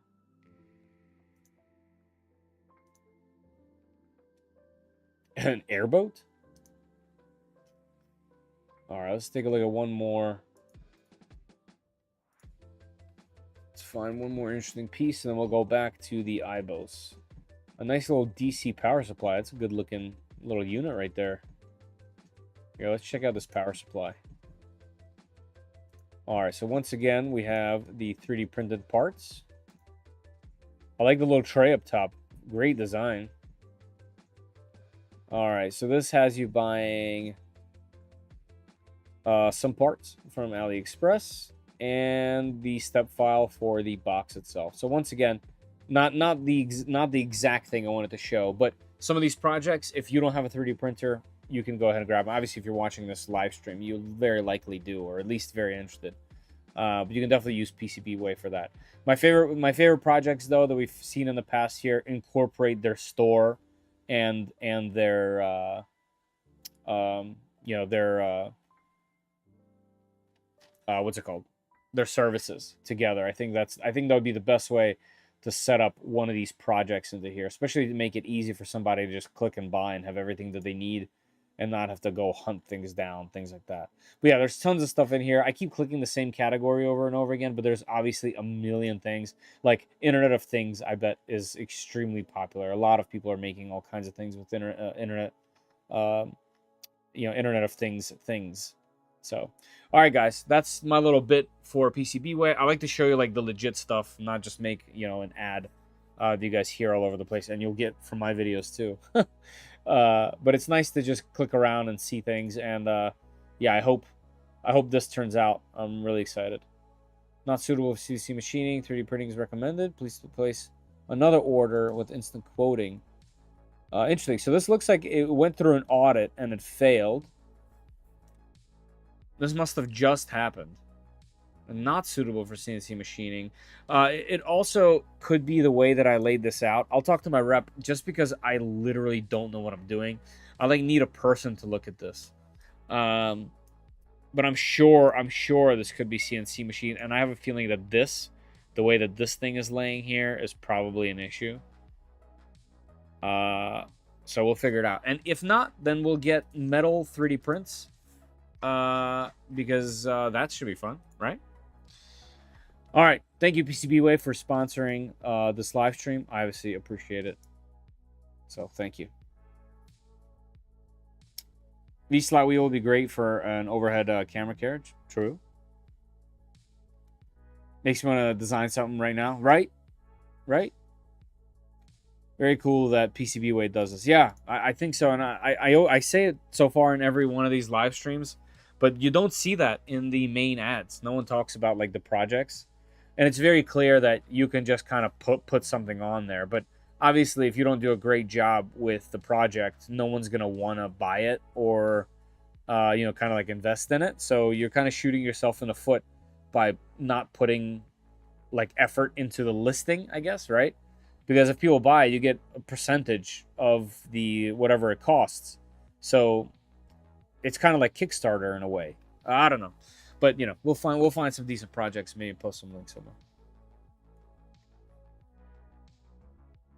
The models probably need to be in separate files and centered. I have no idea. That's why I kind of wanted to just upload, see where it goes, and go from there. But yeah, for sure. Probably is all three pieces together. Yeah, you're probably right. I found one thing, doing brass thread inserts is almost impossible for a blind person, even if you're doing tool to control suppress. Yeah, I bet so. I bet that's a real challenge for real. All right, back to the Eibos. So as far as I can tell, let's put this chair back, get the table up. As far as I can tell, we should be ready we should be ready to power it on. Here, let's do these 4 peels. Nice. Nice. I wonder why they went with this display here. They're kind of like, they're designed with a different aesthetic than the rest of everything. If that makes sense. Here, I guess I can lower the camera down now some. Let's do, whoa, whoa, whoa. Come back up, guy. All right, there we go. Let's leave it right there. Okay, and let's grab our power cable. Close this. I definitely like that. Those are cool. I like that they incorporated the locking mechanisms. All right, and this we can plug in to my extension cord and plug it into this little base on the bottom. All right, so that should be good. Let's do this peel. Ready? For this, we're going silent mode. Bam. Let's go to, where is my mic? Mic, filters, noise suppression, off. All right, here we go. All right, let's do the peel. Let's hope it's a peeling. That was lame. Let's go.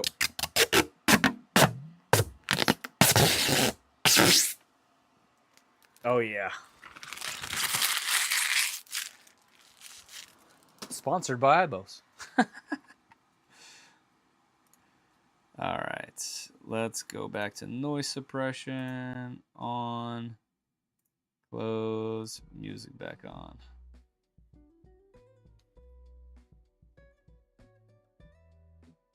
I have a press that holds a soldering gun, but the brass insert is the issue. Yeah, I can see that. Yeah, you'd need like the tool itself to also hold the brass insert. This thing looks so shiny. Also, I just tried like you can't lean this thing forward anymore because of the legs. You're actually bending the acrylic. So yeah, just to note, like you couldn't lean this thing for any reason, but that's not a natural thing that you'd be doing with this. We're gonna go high again because I want to show you this. Now that this film is off, you can really see these fans and their protection that's on there. All right, can you guys see this back here? No. Here, I'll turn it like this. Well, here, let's turn one on. So I'm guessing just hit power. Yep, just power. It's nice and easy. Nice, super bright screen. Okay, so let's figure this out. So this gear does what? Okay, so the gear goes through each one of these things. Let's go ahead and turn the fan on max. So that's max fan. This is humidity. Okay, so you can set the humidity. Looks like 20 is the lowest. Right now it's 55 in there. And the temperature, let's just go max real quick. It should be 65, right? 65 is the temp. And we're set for 4 hours. Looks like you do 30 hours at a time. Let's just set for 5. Okay, and this should be just going for it. And then this, I'm guessing, is the humidity level. Oh, okay, yeah, it is. All right, and then there we go. So it's going. For whatever reason, it says PLA in text, but that's because I'm guessing you can set up. Yeah, right here. You can set up the label. So we have memory 1 and 2, and then PLA, PETG, ABS, TPU. Okay, those are it. So let's just do memory 1. So that's that one. And looks like we have a measurement of what the temperature is currently at. So right now it's 27 and climbing. What we want it to be, which is 60. Right now it's down to 36. What's it called? Humidity in there. 36% humidity. We're going for 6 hours, and the fan is on. And then the only thing that I don't know is the secondary thing. So when we hit that, what happens? I can't tell, but I'm guessing it circulates more air. Oh, yeah, okay. The fan's going higher?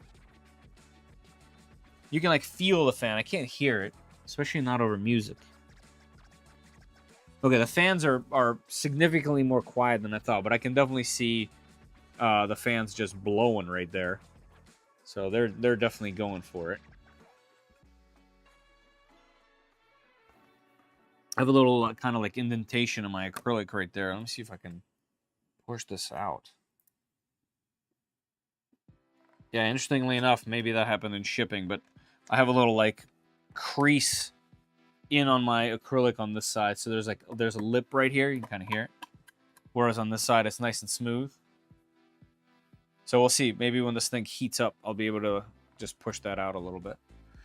But yeah, that is quite the unit. This thing looks really nice. The fact that there's 4 individual chambers in here. Here, let's throw these spools in here. Is it hot? Oh yeah, we're hot.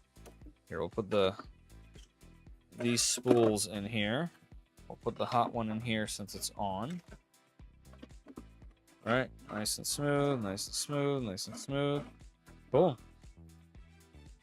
Let's close this. Close that. Close this.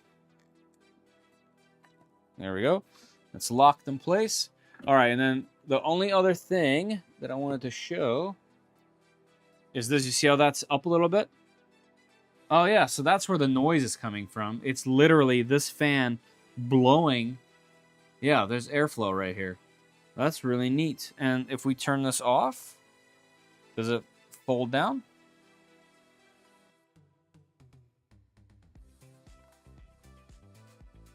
So that is fully off. Let's see what happens. Or is that just the display? Because the fan is still running. So I'm guessing it's still circulating air. Okay, so it's still going. So I have a feeling that hitting the power is just the display. By the way, just for reference, the chamber is already at 15% humidity from our 30-something that was in this room. And that actually reminds me, my dehumidifier is full. I gotta empty that thing because it gets really humid down here. So the 6-hour mark, there's a little bit of a learning curve here, admittedly. The 6-hour mark right here. Whoop, I clicked over it right there. I want this thing to be running. It should be running, unless this goes in 30-minute increments. There it goes. I mean, the whole thing is definitely running. It's up to 39 degrees. The humidity is down to 15 in there. And I'm guessing this doesn't just go, by minute. I think it must go by 30 or something. But yeah, that thing is popped up and running. If I turn the next one on, it's closed right now. Okay, it's slowly coming up. Can you guys see that right here? Where my finger is right here? See, it's slowly creeping up. Is that done by a little motor? Oh, there you go. It's all the way up. All right, cool. And then if I turn this off, looks like I can turn it off and still see the humidity levels in each one. 63, 64 in that one.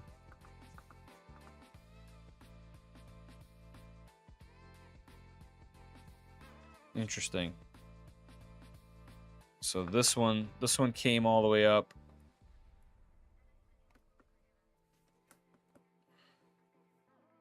So these are all set to 50 by default. This one gets a blink for whatever reason. Let's see.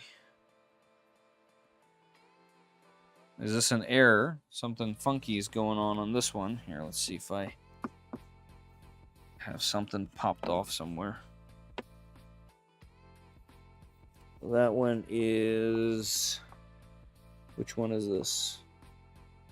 Letter C. Letter C is giving me some trouble. Here, if we pop that off and then put it back on with power. see if it does the same. Maybe I just needed a power cycle. No, something is up right here. So for whatever reason, I'm not sure why. Let's go to the manual. Manual will tell us. And that one does not pop up, and the fan does not spin. So let's see. Temperature cannot be set. Okay. The fan alarm is displaying on the screen. When the fan icon is blinking on the screen, it indicates an error in the fan system, possibly due to unstable wiring connections or interference with the fan component by foreign object. If the fan alarm occurs, please contact IBOS support. Email promptly for assistance. I mean, that is what's happening on here. But it could very well be my own doing. So let's flip some cables here. This one's labeled heater. This one is labeled heater, so that's the same. This is power, and let's make sure the power's all the way in there. Let's see. Yeah, we're still getting that. And then the cable is fine here as well. Neither of the other ones are doing it, just this one. So not sure what's up with that. Here, you know what? Let's power cycle this. So, in order to turn it all the way off. So if I turn these off, is it turning off the displays? Will the air vent go down? When do these turn off? Because the fans are still running. And they're still blowing pretty decent air.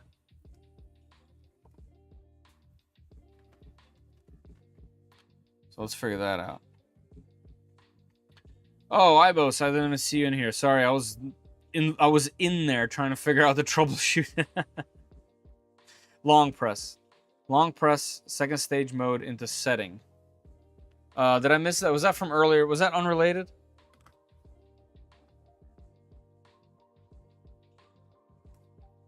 No. Okay, so that was unrelated. So long press. Obviously, this tells you how to use it, and I'm over here just moving around. Ah, so this is the second stage thing. Okay. Let's go to 60.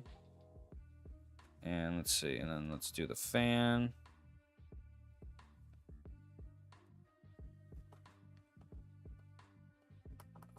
Whoops, I wanted the fan power to be max. There we go. Max. So these things, okay, and they went down. So they are automatically controlling my set humidity. So because I set those to 20, they were still running until this thing reached 20, and then they kind of cut off. Okay, interesting. Cool. Yeah, so these three seem to be fine. Let me catch up with chat real quick.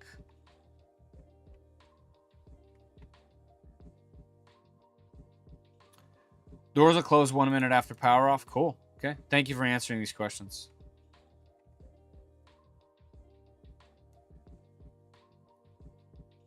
Kind of wild. That taco guy.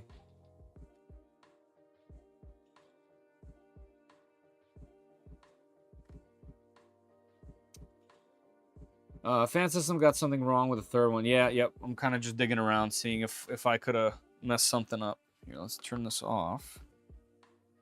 This one is still running. So I just checked the wiring. I don't see anything funky going on. Let's see if I can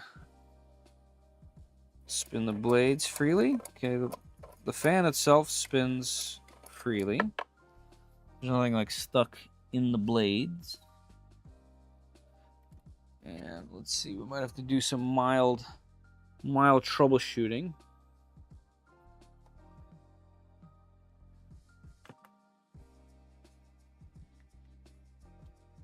Oh, fan spinning now. Oh, nope, it turned off. It spun for a second and then turned off. Yeah, I might have to kind of take that off to take a closer look. It looks like there's only 4 screws. So,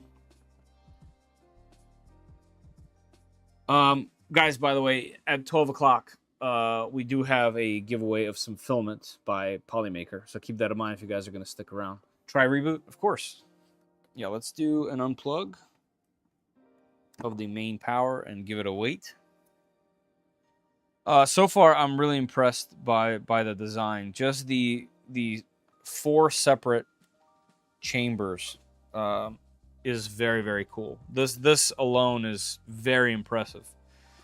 Getting to the bottom of the PTFE tubes is a little bit of a concern of mine, just because of my previous AMS unit and the amount of times that I needed to do that.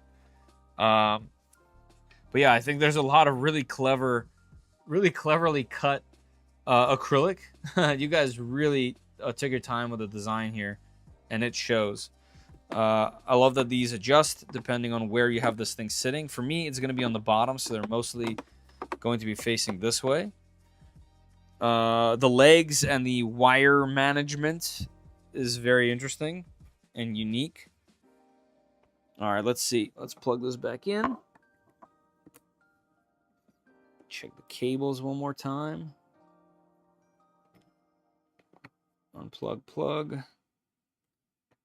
Unplug, plug. Let's do this one too. Unplug, plug. Okay. All right, let's do this one first. Yeah, the fan starts. Fan's going fine. Oh, and it's up and good. It just needed a power cycle. So let's see if we can get all these going. Oh yeah, look at that. That's cool. That's a cool. That's a really cool sight. Kind of want to put a little spoiler on the back here. If you guys know, the older Volkswagen Corrados had the spoiler that failed all the time, but it had an automatically opening spoiler. That was cool. So there you go. The product designer team deserves kudos. Yeah, I agree. There's some serious design effort here, and whoever on the design team is responsible for this little latch, good job, team. Try combining it with a Hydra mod, and maybe we'll offer more printable combinations in the future. Nice. Nice. Does it come with racing stripes? Yeah, it's just a cool, beautiful design and very interesting execution. The back is definitely busy, but who cares? You never get to see this. But there's an entire hub assembly on the bottom of this thing with channels for wiring, and then automatic dissipation for humidity control, rubber feet on the bottom, adjustable screens, and most importantly, these acrylic chambers. Very, very nice. Oh yeah, nice and toasty in there. So you can set that up and print whatever you need. I'm really intrigued, and I'm pretty excited to try it out. Eibos, thanks for sending that to me. I'm really excited about it. So I have been using the Sunlu version of what their version of this is, and it definitely 100% has its ups and downs, has its pros and cons for sure. Like right now, one button push start. So push started it, and my settings are already in place, and it's just gonna run them again with everything that's in there. But they're not individually controlled. So you want to have the same filament up there, or else the filament that's not the lowest temperature filament doesn't get any love from your heating. So I'm really intrigued by this idea. I think this is one way to turn something that you originally have into a powerhouse in comparison. Pretty cool. Pretty cool. This actually inspires me to do a couple more things to the X1 that I wanted to in the past, so I like that. Working, let's go. Yeah, just needed a reboot. Just needed a little reboot.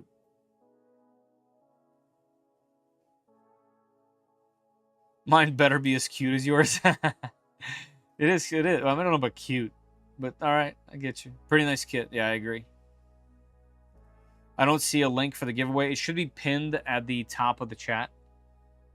If you can't get to the link on YouTube, you can on Twitch as well. Both should be pinned on top of the chat. Actually, here I can double check.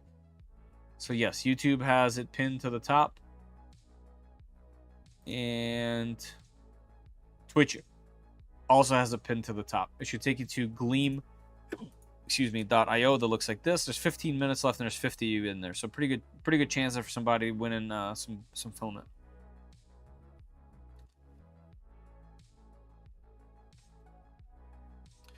I would definitely get the 4-chamber version. Didn't know such thing existed. Yeah, I mean, I didn't know until today that there was a 2-chamber version.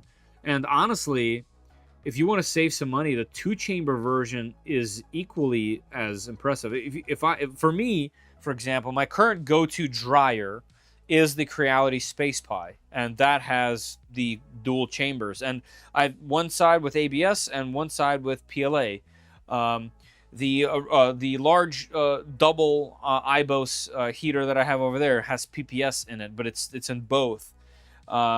My Polymaker heaters over here has Peak and PPS CF on the other side as well. So they need a lot of heat. So pairing up filaments like that isn't necessarily a big deal in my personal opinion. So if you want to save some money, I think the double is still totally valid. That's why when I was unboxing, I didn't know which one was in there, and I totally wouldn't have minded a double as well, just because I think it has its own use case and its own value. Wish there was a way to do my own Braille stuff on my printer. There is no way to create my own models myself. Well, with more and more power of AI, I think you might be able to incorporate this type of stuff more and more as time goes on. This stuff is moving quickly, and yeah, I could see that being a big help for you actually in some cases.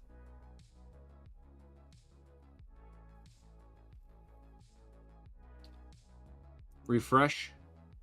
What do you mean? Oh, like I'm assuming that wasn't to me. Did you mean win a filament dry AMS? No, I meant you filament from Polymaker.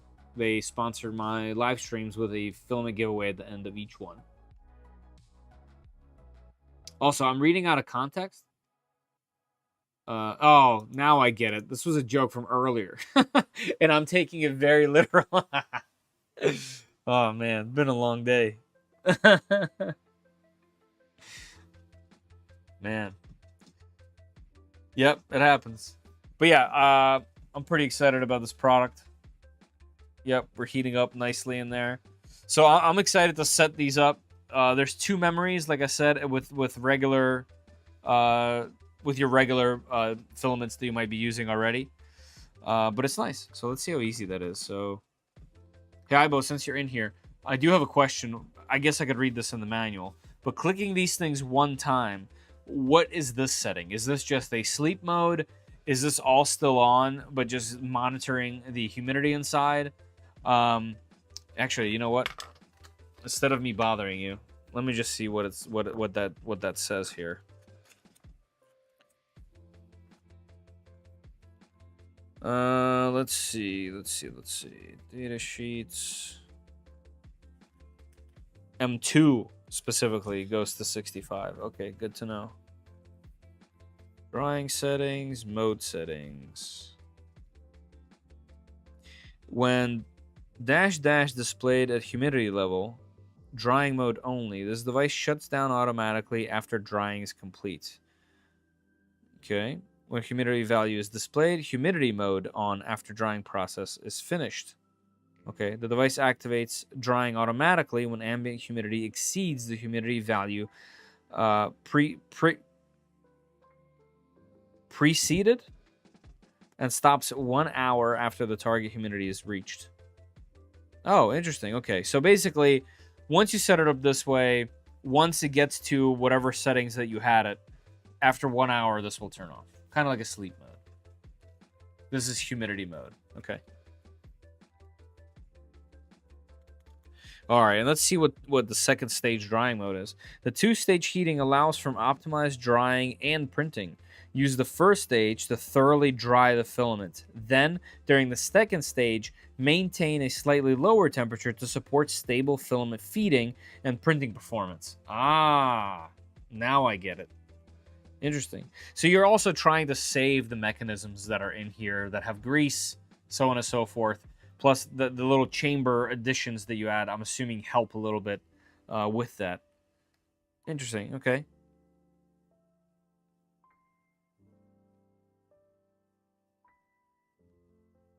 All right.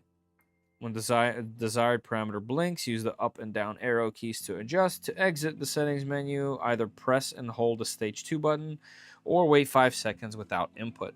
Very nice. Okay, so basically, after you understand how this thing works, you're going to be flying through these settings pretty quickly. It's a no-brainer. Great.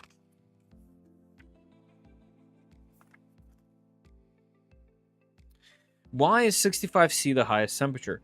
Since the label on the edge of Bambu Lab's reel requires the drying temperatures of the filaments to be less than 70 C, we believe that this is the temperature that the filament spool can withstand. Under the test standard, in order to ensure the safety of the filaments and the spool, we set the upper limit of the temperature to 65 C to ensure the stability of the AMS cavity and filaments. Very nice. Very, very nice. What is the total power consumption when all chambers are active? If only one cavity is in a working state, the maximum power is 60 watts. When all 4 cavities are turned on, the maximum power is 240 watts. Fantastic. Cool.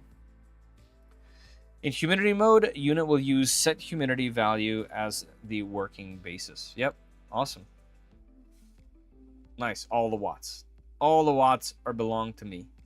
The fancy pants spool dryers all move to touchscreens and aren't really blind accessible. The Eibos Easy Dry with its analog knob is my workhorse. I feel that. Okay, interesting.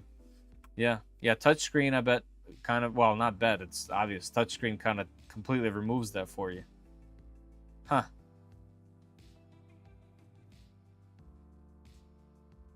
That's why they put out high temp spools and put them on higher filaments. And yeah, I didn't know that. That's great. Very well thought out. Yeah, I agree. Good quality docks. Yeah. Yeah, you can tell the IBOS team has some pretty solid designers. Just about 8 minutes left, everybody, in the giveaway there. Maybe someday there will be a cool new dryer with serial output, so we can plug in a Raspberry Pi into it or something. Serial output? That's kind of interesting. Like to have it to control it in some other way. Also, interestingly enough, we just got down to 10 degrees, or 10%, sorry, 10% humidity on all 4 of them. They've kind of stabilized.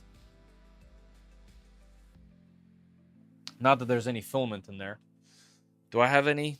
There's no point in putting that in there. There's no. I do have a ton of spools right over there, but that's okay. I'm not gonna get them. I was gonna put some spools in there and see what it does, but that's totally fine. Fedor, I received my hot-end coffee mug today. It's pretty awesome. Well, that's fun. Cheers to you in that case. From one hot-end mug to another. If you guys are interested in getting your very own 3D Print SOS Hot Ends mug, be sure to visit 3dprintsos.com. You can grab yourself a whole bunch of fun merch, as well as our mug and all the hot ends I illustrated on there. There we go. We're all familiar with at least 1 or 2 of these. Remember the volcano hot ends? How cool those were?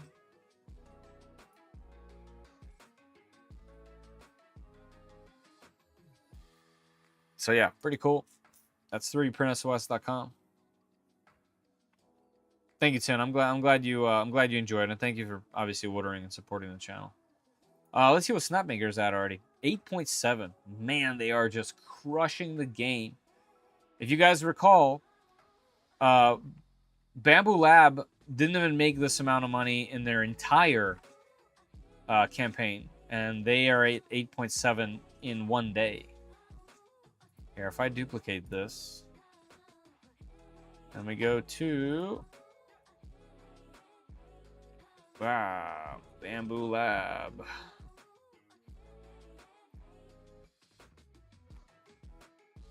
So this is Hong Kong money. How do I how do I change this over to regular millions?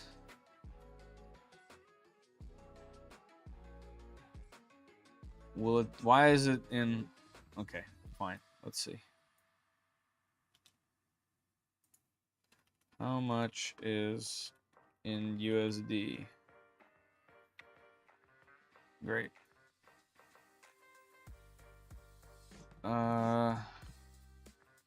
So they made $7 million.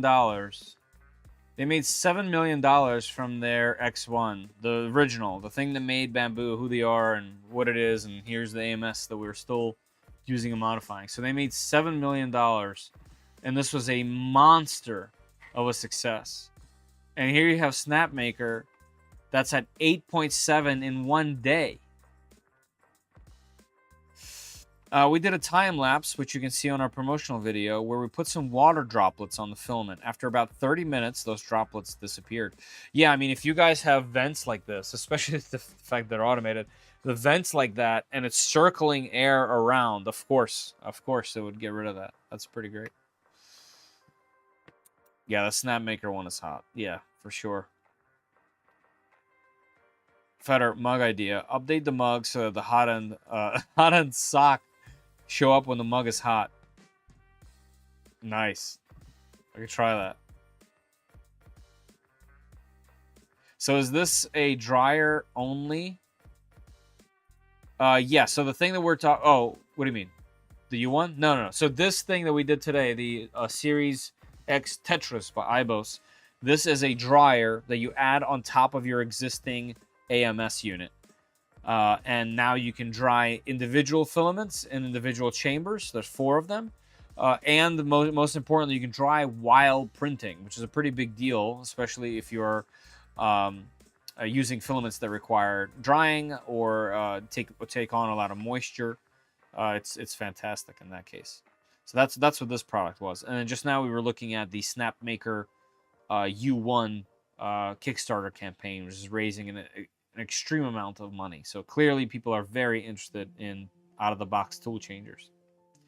Speaking of tool changers, I might have missed, but are you doing another stream on yours? I am. So as soon as I can, could be tomorrow.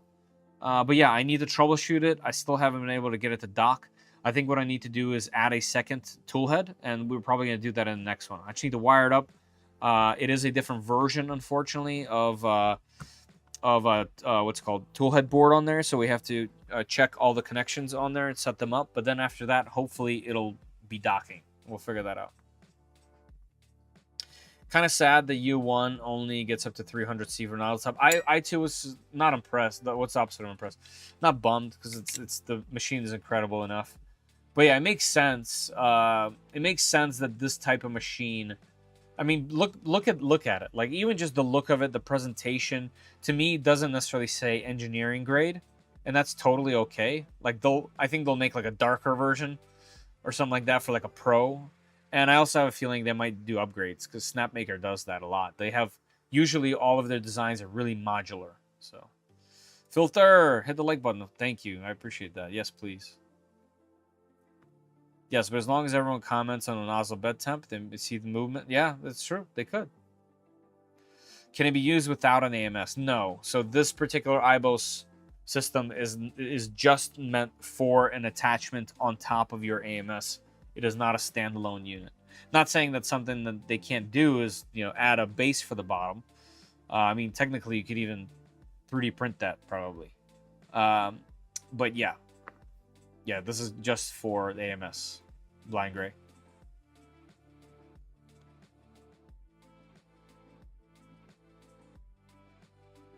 Index at top out at 270. Interesting. That's also true. I didn't know it was that low, Net. I thought it would be higher.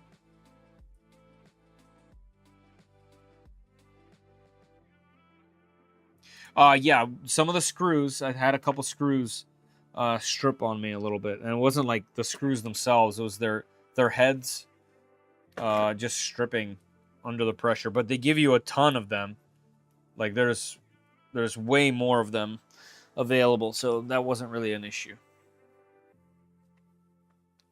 I'm glad it exists. I'll stick with DIY tool changers because I'd get the snap maker, break it, and then it's the same project just with proprietary parts. Facts.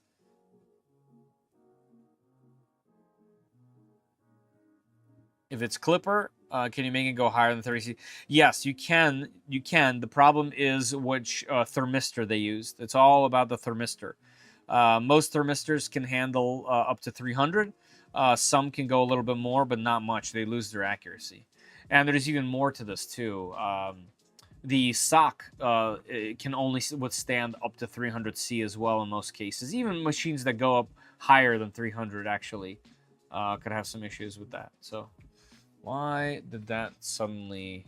Why is my camera glowing red? I've never seen that before. Did I hit like a record button or something? I've definitely never seen my camera LED glow red before. Huh. Weird. Oh well. Usually it's blue.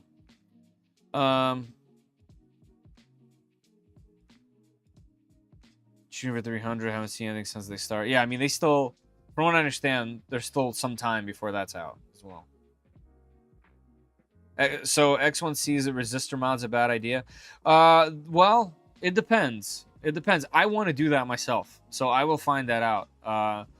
Yeah, I think there's like a limit, right? That's why the resistor mod goes up to 30C over. Like that's max. I think that there's a maximum to what you can, what some of these things can withstand. So. Right. Yes, 3D. That's right. Should be able to define docking with a single tool head, but I'm kind of out of the loop.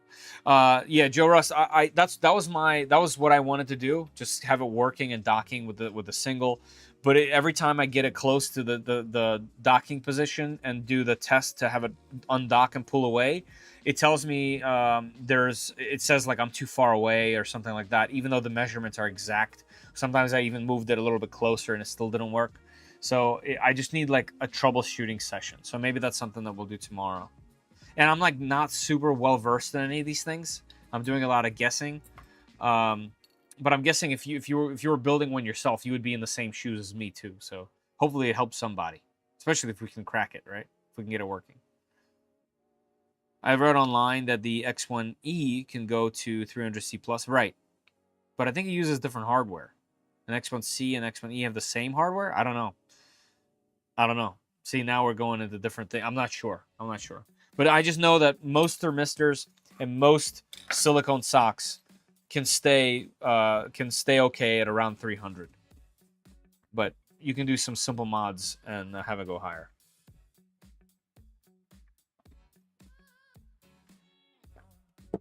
And actually, the silicone sock was a problem on that one machine. I don't remember the name off the top of my head, but it was also a Kickstarter that could print Peak because their tool head was wrapped in what's this tape called?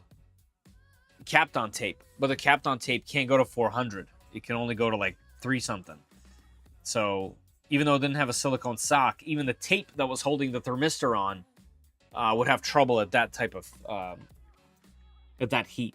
So, hey, Papa, how you doing? Nope, I'm doing it right now. I was just chatting it up. All right, 12:03. Let's go. Here, we'll close this finally. All right, let's do the giveaway. 58 entries. Let's go. Lee Marie had the same issues with the tool changer you were having. He got them figured out. Might check out his live a couple weeks. Oh, nice, LTX. Yeah, that is great. The fact that someone else had it on a live stream, that means I can figure it out. LTX, if you for some reason have a link, I know this is asking a lot. If not, it's cool. I'll search for it. But if you have a link and you can paste it or send it in my Discord, I would really appreciate it. That would help me save a lot of time. You have the macros confused. I gave up on the macros. They define docking path manually. I did do it manually. I was just trying to go by the documentation, you know? For the Tetris, is your version what customers will get, or is yours pre-production? That's a good question for Eibos. They're still here. Hopefully they can answer that. As far as I understand, this is a production unit. Thank you, Michaela. Appreciate that. Let me copy this now before I leave for the giveaway, just so that I have it here. Oh, that takes you to the whole channel. Can I get to the actual video with this? For whatever reason, that doesn't take me to a stream.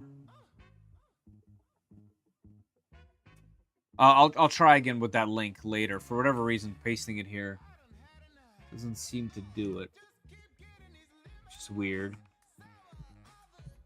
Anyway, I know they have a million streams, so it'd be pretty difficult to like go through, especially because I haven't been on top of them, you know. All right. Anyway, let's go back to this. 58 folks. Whoops. Let's change screens here. All right. Good luck, everybody. Let's get a winner. Let's go to winners. Let's draw a winner. We're going to do one. Draw. All right. We got one. Let's announce a winner in widget. Announce with avatars. All right. Matt Z. Matt Z, congratulations on your win. You have to be in the chat, and you have to be here with us to be able to win this. It's the final version. We're still doing upgrade on parts, but the functional part will be the same. Nice. Thank you, Eibos, for being here and answering questions. It's a huge help, and it definitely helps. Like big time. Because not a lot of brands come in and represent their product on streams like this. And if you ever run into an issue or there's someone a question, having the brand here is very reassuring. It means that you guys mean it. Like you stand behind the product. So I personally value that you guys are here. So I appreciate it. Thank you, by the way, for that link. Raid. I see that. A raid a few minutes earlier would have been sick because I could have gotten you guys a filament for Polymaker. But yeah, we're just doing our giveaway. And welcome, everybody. Thought it was YouTube names. No, these are not YouTube names. These are names that you put in to the actual form.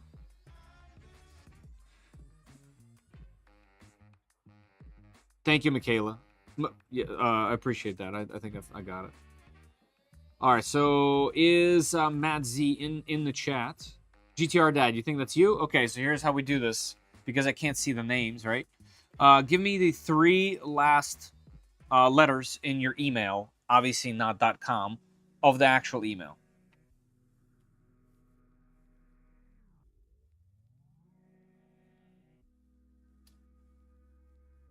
My real name's Matt Z. That's cool. All right, GTR Dad, let me know those 3.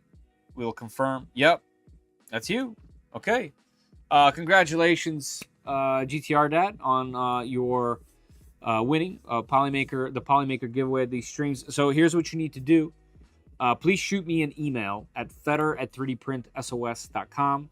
Fedor is spelled Fedor at 3dprintsos.com. You can find the email in the About section of my YouTube channel. But Fedor at 3dprintsos.com. Say that, hey, you want the Polymaker giveaway and today's date. And I will get back to you probably tomorrow with a link to a form, like their official form. And I will give you a code that's specific to you. And it will append your winnings to your to an account on their website. You'll be able to add stuff, buy whatever you want. Sometimes, if you catch a sale, you can even buy more than one spool. So pretty cool. And congratulations. Let me know in the chat that you. I mean, your Discord, is that easier? No, it has to be an email, please. But feel free to message me on there as well, but you have to shoot an email.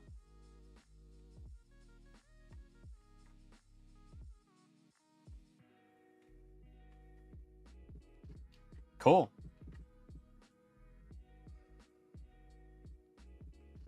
Email is so 2020. That's pretty good. We're all winners. That's right. That's right, everybody. All right, guys. So let's do this kind of closing, right? So one fun build here. Let's turn these off and watch these things slowly go down in the back. Can we put a benchy on there? Are they hot?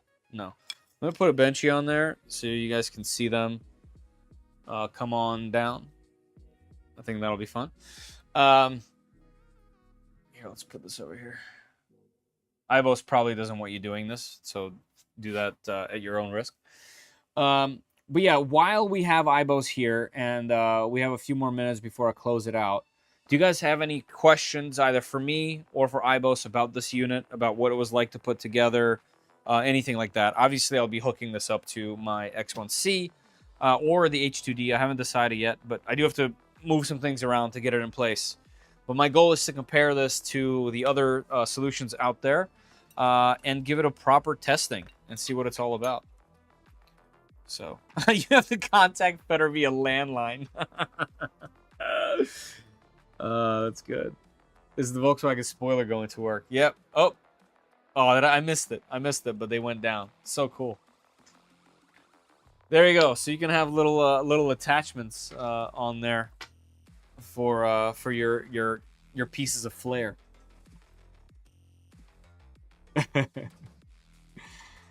Smokes.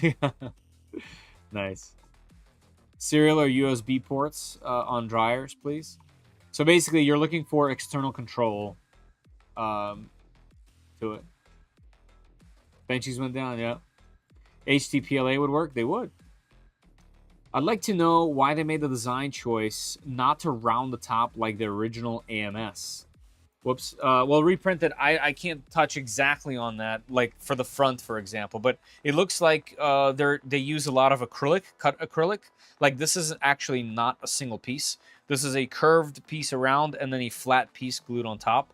So I have a feeling it's because of production costs. But yeah, you're right. This could have been round, and then the rear would have to stay this way because this is where all the actual heating elements are, right? Like that's the heating element and the fan contraption. So yeah, the front would have been cool, I guess, rounded off. But I think it's because of cost and their material. I'll let them answer it. Obviously, I'm just paraphrasing essentially what I think. Thanks for the stream. Really showed me what it can do and got me to order it. Hey, that's fantastic. Thank you. Thank you for ordering it. Please do a follow-up stream video on the Tetras. Yeah, my plan, like I said, is to do a video after I do some testing. So definitely keep an eye out. I also do shorts the entire time I do any 3D print stuff. So if anything comes up like that, I will obviously do that as well. I have 2 of your dual dryers, and I love them. I have one as well, and I like it as well. Will this unit be universal? What do you mean by that? It is standalone, so it doesn't require any kind of special system. The only thing it requires is the bottom of an AMS.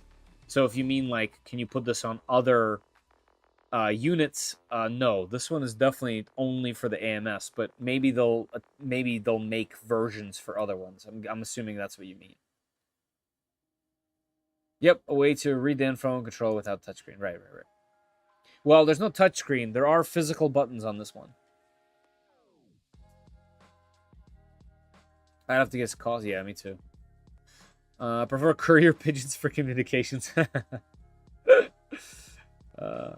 Okay, so it's not injection molded. No, it is not.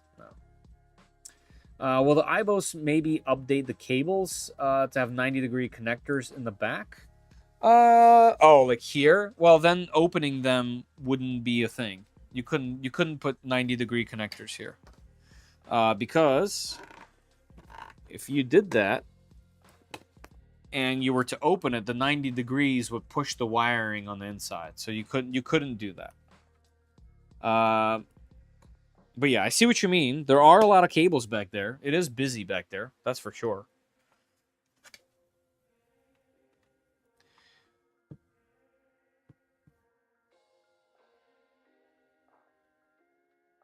This will put me off on the early buy. Oh, okay, interesting. Curried pigeons, yummy. Landline in the phone booth. Nice. Between this one and the Sunlu, if I were going to buy one, I would get this one. Having individual control over each slot is worth the additional cost. Yeah, that's kind of what I want to evaluate. Is it necessary? What are the cons and pros of both?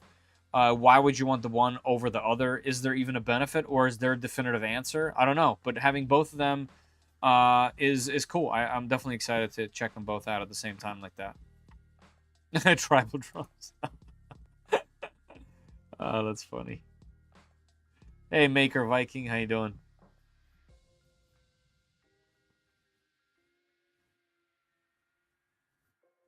Not that badly. Totally could be 90. Yeah, it could be. Could be 45, you know?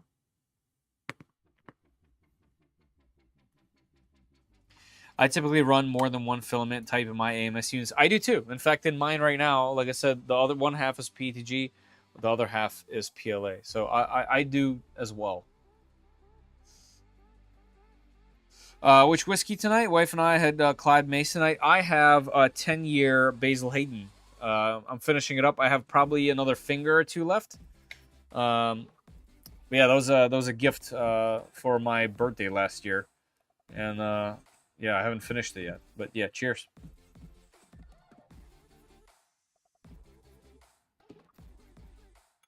So I'll have PLA, ABS, PTG in the same AMS at the same time. Yep. Yeah, that's really the main case for this. My AMS is sitting at 2 ASA and 2 PC.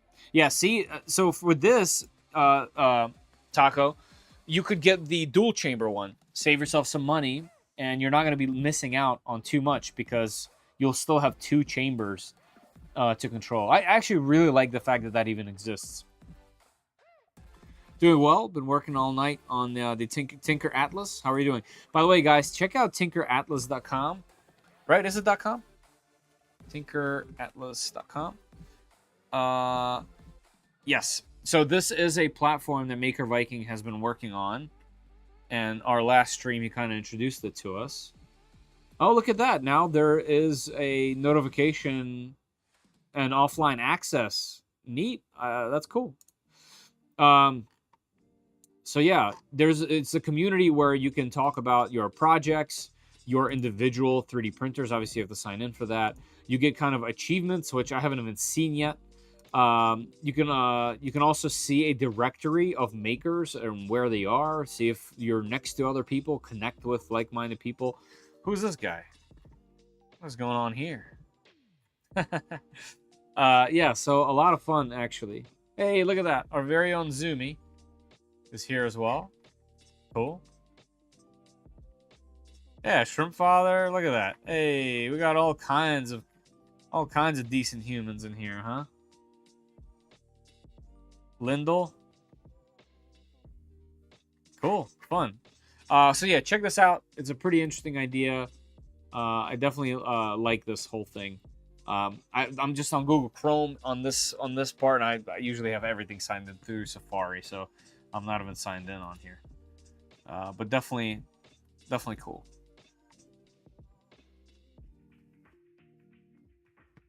Drop your fries in an empty slot to keep them warm. I like that. Thanks for the stream. I gotta hit the sack. Hey, I'm going as well. Yeah, have a good night. Thank you for popping in. That must have been a big bottle of basil. Well, I had 2, so if that helps. What do you think of Nexprint? I'm not sure I know what that is, but my memory is also garbage. What? Nexprint. What is this? Is this another place to get your stuff? Cool. Okay. So just a place to get your files? Looks like there's already quite a bit on here. I didn't even know this existed. Of course, there's a Labubu pen holder. Labubu everything. Centauri carbon door handle. All right. Cool. Does this one do anything different? Oh, it's Elegoo specifically. Okay, that's why I've seen a couple Elegoo specific things.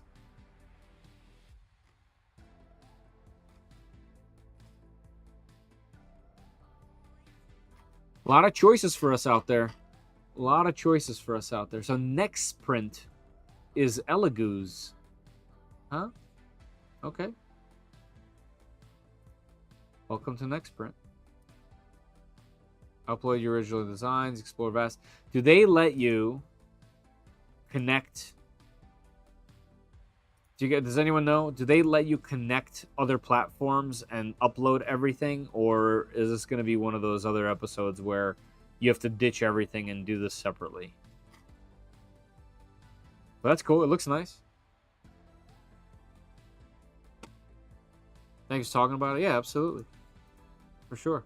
Every time I get a chance, I will. It's Elegoo's version of Make a Roll Bamboo Handy. I see. I really want to get in contact with Elegoo. I think they're the last. I think they're the last company on my entire list of manufacturers outside of quirky ones, or industrial ones. I think every single company in 3D printing that's like a major company has sent machines for review or evaluation or for some reason, except for Elegoo. Elegoo is the only one I can't get in contact with. I've tried their official contacts. I've tried my old Connect that sent me an older machine a while ago, years ago. Nothing. I can't get a reply back from them. Like I want to check out the Centauri Carbon. It sounds like it's almost like a revolutionary machine because of its price. But I can't. I haven't been able to do it. Email sent. Yeah, absolutely. Thank you for being here and supporting me. I appreciate it. Eibos, please make your bags in Mylar. Library system and hub placement. Want Mylar. Okay. Elegoobers. Nice. Try another way. Get in touch with their their breadboards. So I try another way. Made it like a funny comeback to all the jokes about me sending smoke signals and whatnot. So I did. I tried to contact them on Instagram, and also had no luck there as well. So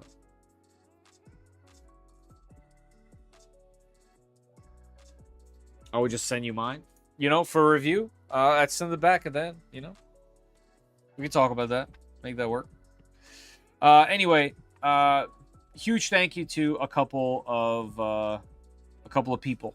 PCBWay for sponsoring the live stream. Polymaker for sponsoring the live stream with Filament and doing these giveaways for all these things. Obviously, that's fantastic. And more importantly, for this one, Eibos. Eibos, thank you for sending this stuff over for me to check out and to test and for us to see. And thank you specifically for being on the stream. Like I said before, I think it's great. It shows that you guys care about the product. I had a lot of fun installing this thing. There were a lot of surprises. You guys have a really good manual.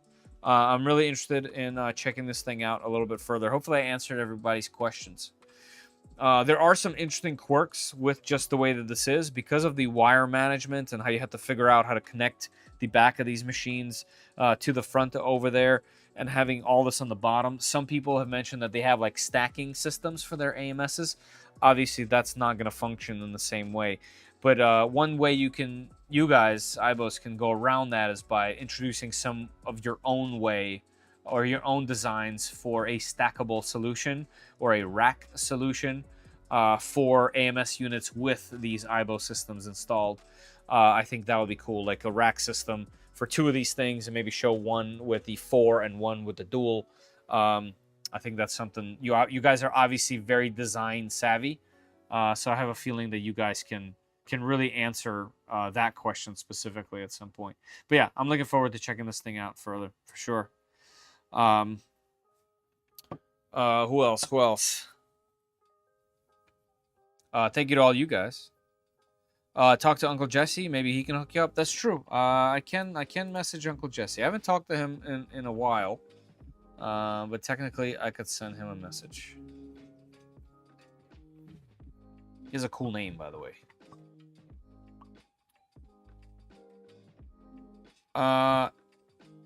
If you plan to come to China, maybe I was invited somewhat recently to come to China for some factory tours and an event that was happening, and I turned it down.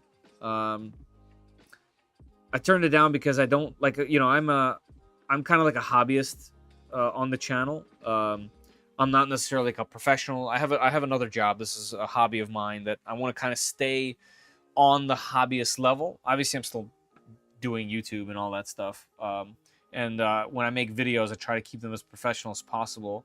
And like the visual part is very important for me. But for me to go on a trip and doing like interviews, and I don't think it's a right fit for my channel, even though that would have been awesome. And the invitation was amazing, obviously, especially to be able to stay there and have all that covered was tremendous. But I just don't think it's the right fit for the channel. And I think there's some people, hopefully, at least in my opinion, will connect more to somebody that's not like a YouTuber interviewer, but is instead just a dude hanging out in the basement, and somebody that's just hanging out with you guys and just chatting real casual. So I don't know why I brought that up at all. But you guys mentioned coming to China, and I did have a chance, but I will not be making it, at least for now. At least for now.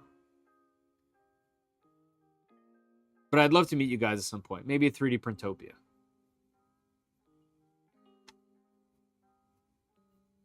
Yeah, no problem, Burn Carve. By the way, hello. And thank you for being here.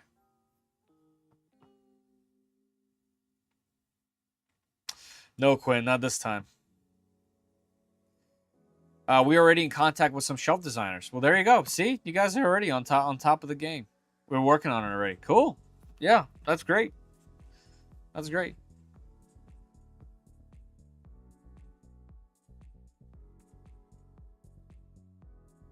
Yeah, maybe, JP.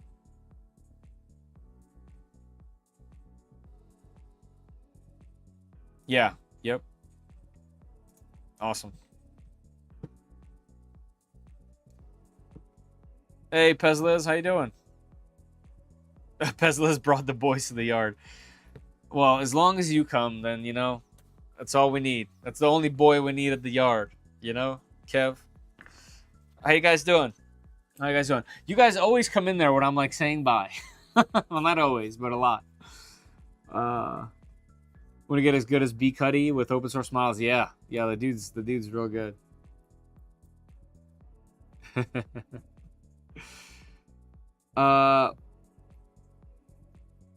See you in a few weeks, right? Oh man, it's coming up, isn't it? Isn't it, Kev? Yeah, for sure. I gotta build that. I gotta build that Death Racer. That thing's been sitting there for a year. I gotta build it. Been a long day. It's here too. Here too, trust me. But yeah, this thing was a real treat to work on. So unfortunately, we've already done it. 37 days. Where you make a chips? I still haven't done it. Man, I'm just so behind. How do you guys do it? How do you guys stay on top of all this, huh? But yeah, I'm ready. I'm ready to hang out with you guys, everybody. I'm really excited to see everybody. It's kind of interesting. Like I went in there the first time, I guess 2 years ago now, just really nervous and but now I got to know a bunch of you guys much closer, and the community is amazing. The community is amazing. I'm not, as you guys can tell, I'm not a very social human. I don't know how to do it properly. But specifically, the event's great. And next year it's moving to Philadelphia, so now I got to get out of my comfort zone ×2 and actually leave my house. Man, the heat is on, right?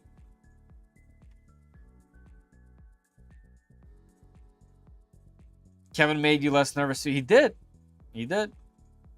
Or more, because just his presence near me. You know? Went in for the first time 2 years ago too, and you and Leo really made it so. Yeah, man. Yeah, specific. B Cuddy, I've told you thank you a million times. I think for hanging out and making it significantly easier on the brain. But me and Leo had the specific moment where I walked in and I was really overwhelmed and I didn't want to go on the main floor, and I was standing on the top where the railings are, just standing there, trying to get the red off my face.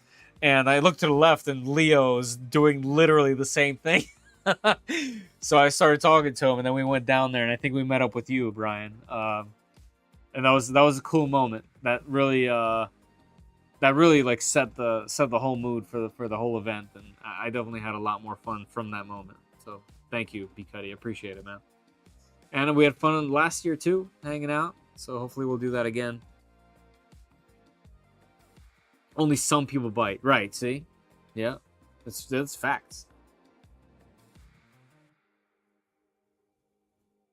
Yeah, we just hung out making fun of of the weirdos off stage. Nice. Yep. Big facts right here. Yep. Yeah, man. I want to see the water? No, you don't. Like water like in Baltimore? No. Don't. Don't do it. You'll don't do it. You'll have to put on like a full body condom type thing. That's coming from somebody that lives here. I don't know. You totally can. You totally can. You totally can come here and not see water. There are a bunch of great places by the water, but Baltimore specifically is, I don't know, I avoid the city like the plague, to be honest. Earlier, I used to go, and yeah, it was really nice. Like I said, I do know a couple of really nice places there, but definitely not for me. Not for me. Good seafood, though. The good water, yeah, 100%. This is true.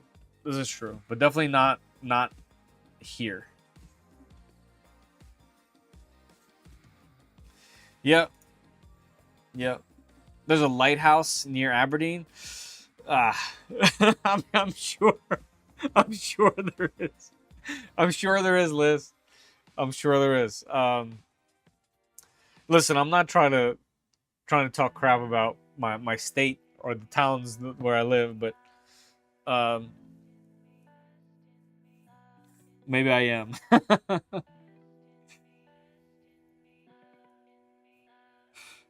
It'll be a Z and Z adventure.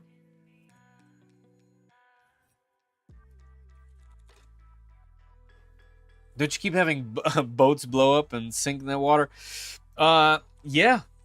Yeah, one hit a bridge and took out a massively important bridge and closed the entire port on the entire eastern shore of the United States.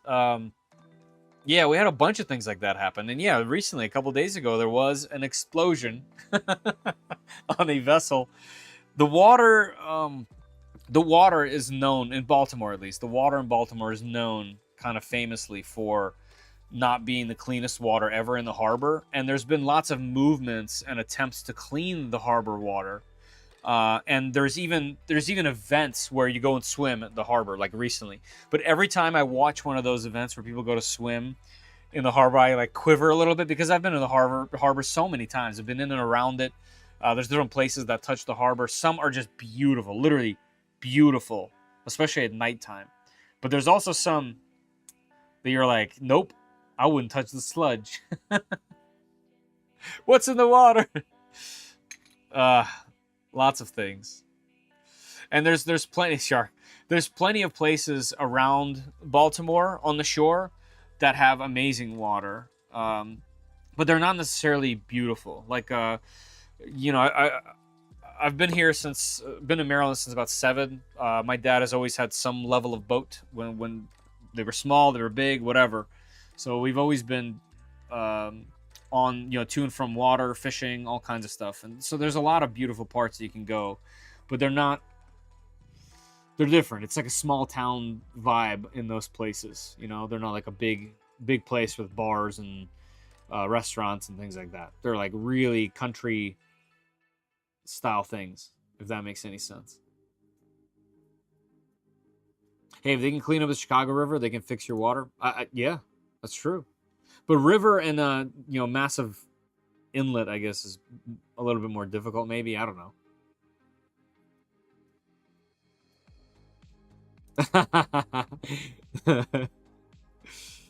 Yeah. All right, guys. I hate to do this because chatting with you all is extremely fun. And I love you all. Thank you all for popping into my live streams and saying hi and supporting and hanging out. I really appreciate it. I don't know how to say these things properly to folks, but thank you all for being here and bringing people with you guys as well. Just showing the love. I appreciate it very much. You should raid T-Pain. Okay. How do we do that? Also, I already said thank you to everybody, right? So let's do that. I don't know. All right, let's learn Twitch. You should raid T-Pain. I know he just got into 3D printing. All right, let's try this out. All right, hold on. So first of all, follow. Oh, he's doing it right now. All right, hold on. Let me turn my music off. You should raid T-Pain. First of all, thank you for putting that in there. I appreciate that. Do I do that for my... Pezzas, do I do that for my channel? Or do I do that in his chat? Let me turn the volume on so I can hear his stream. On your Twitch channel. Thank you, Eibos. Thank you, guys. I'll keep in touch. For sure. And, yeah. Thank you. All right, so from my channel, we're doing this. All right, everybody, let's do this. Let's go raid. The raid has been created. Okay. We're in there. Let's go back to T-Pain. Is that how that works? Did I do it? You did it!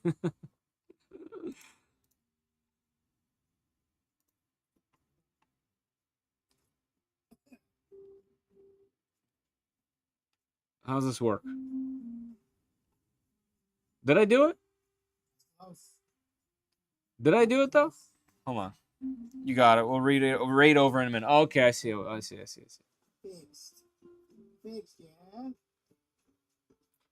Right. I know. I haven't caught one of his streams yet. I've caught his music streams before. Like I've watched him make songs and stuck around, but I haven't checked out one of these. Everyone, stay for the raid. It's counting down. Awesome.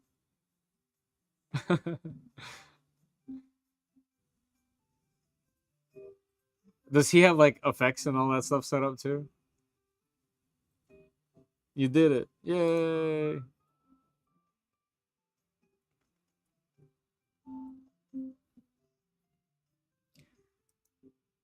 Can you 3D print a functional nail, like a hammer into a wall?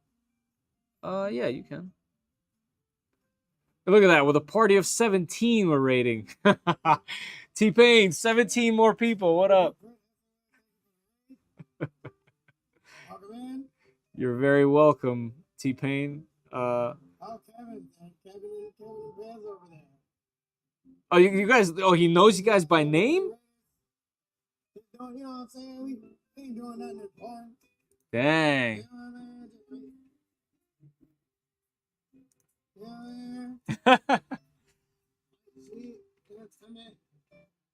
Welcome in, Raiders. They got me coming through, man. We're just messing around. You know? That's funny. I'm sending this. Getting something.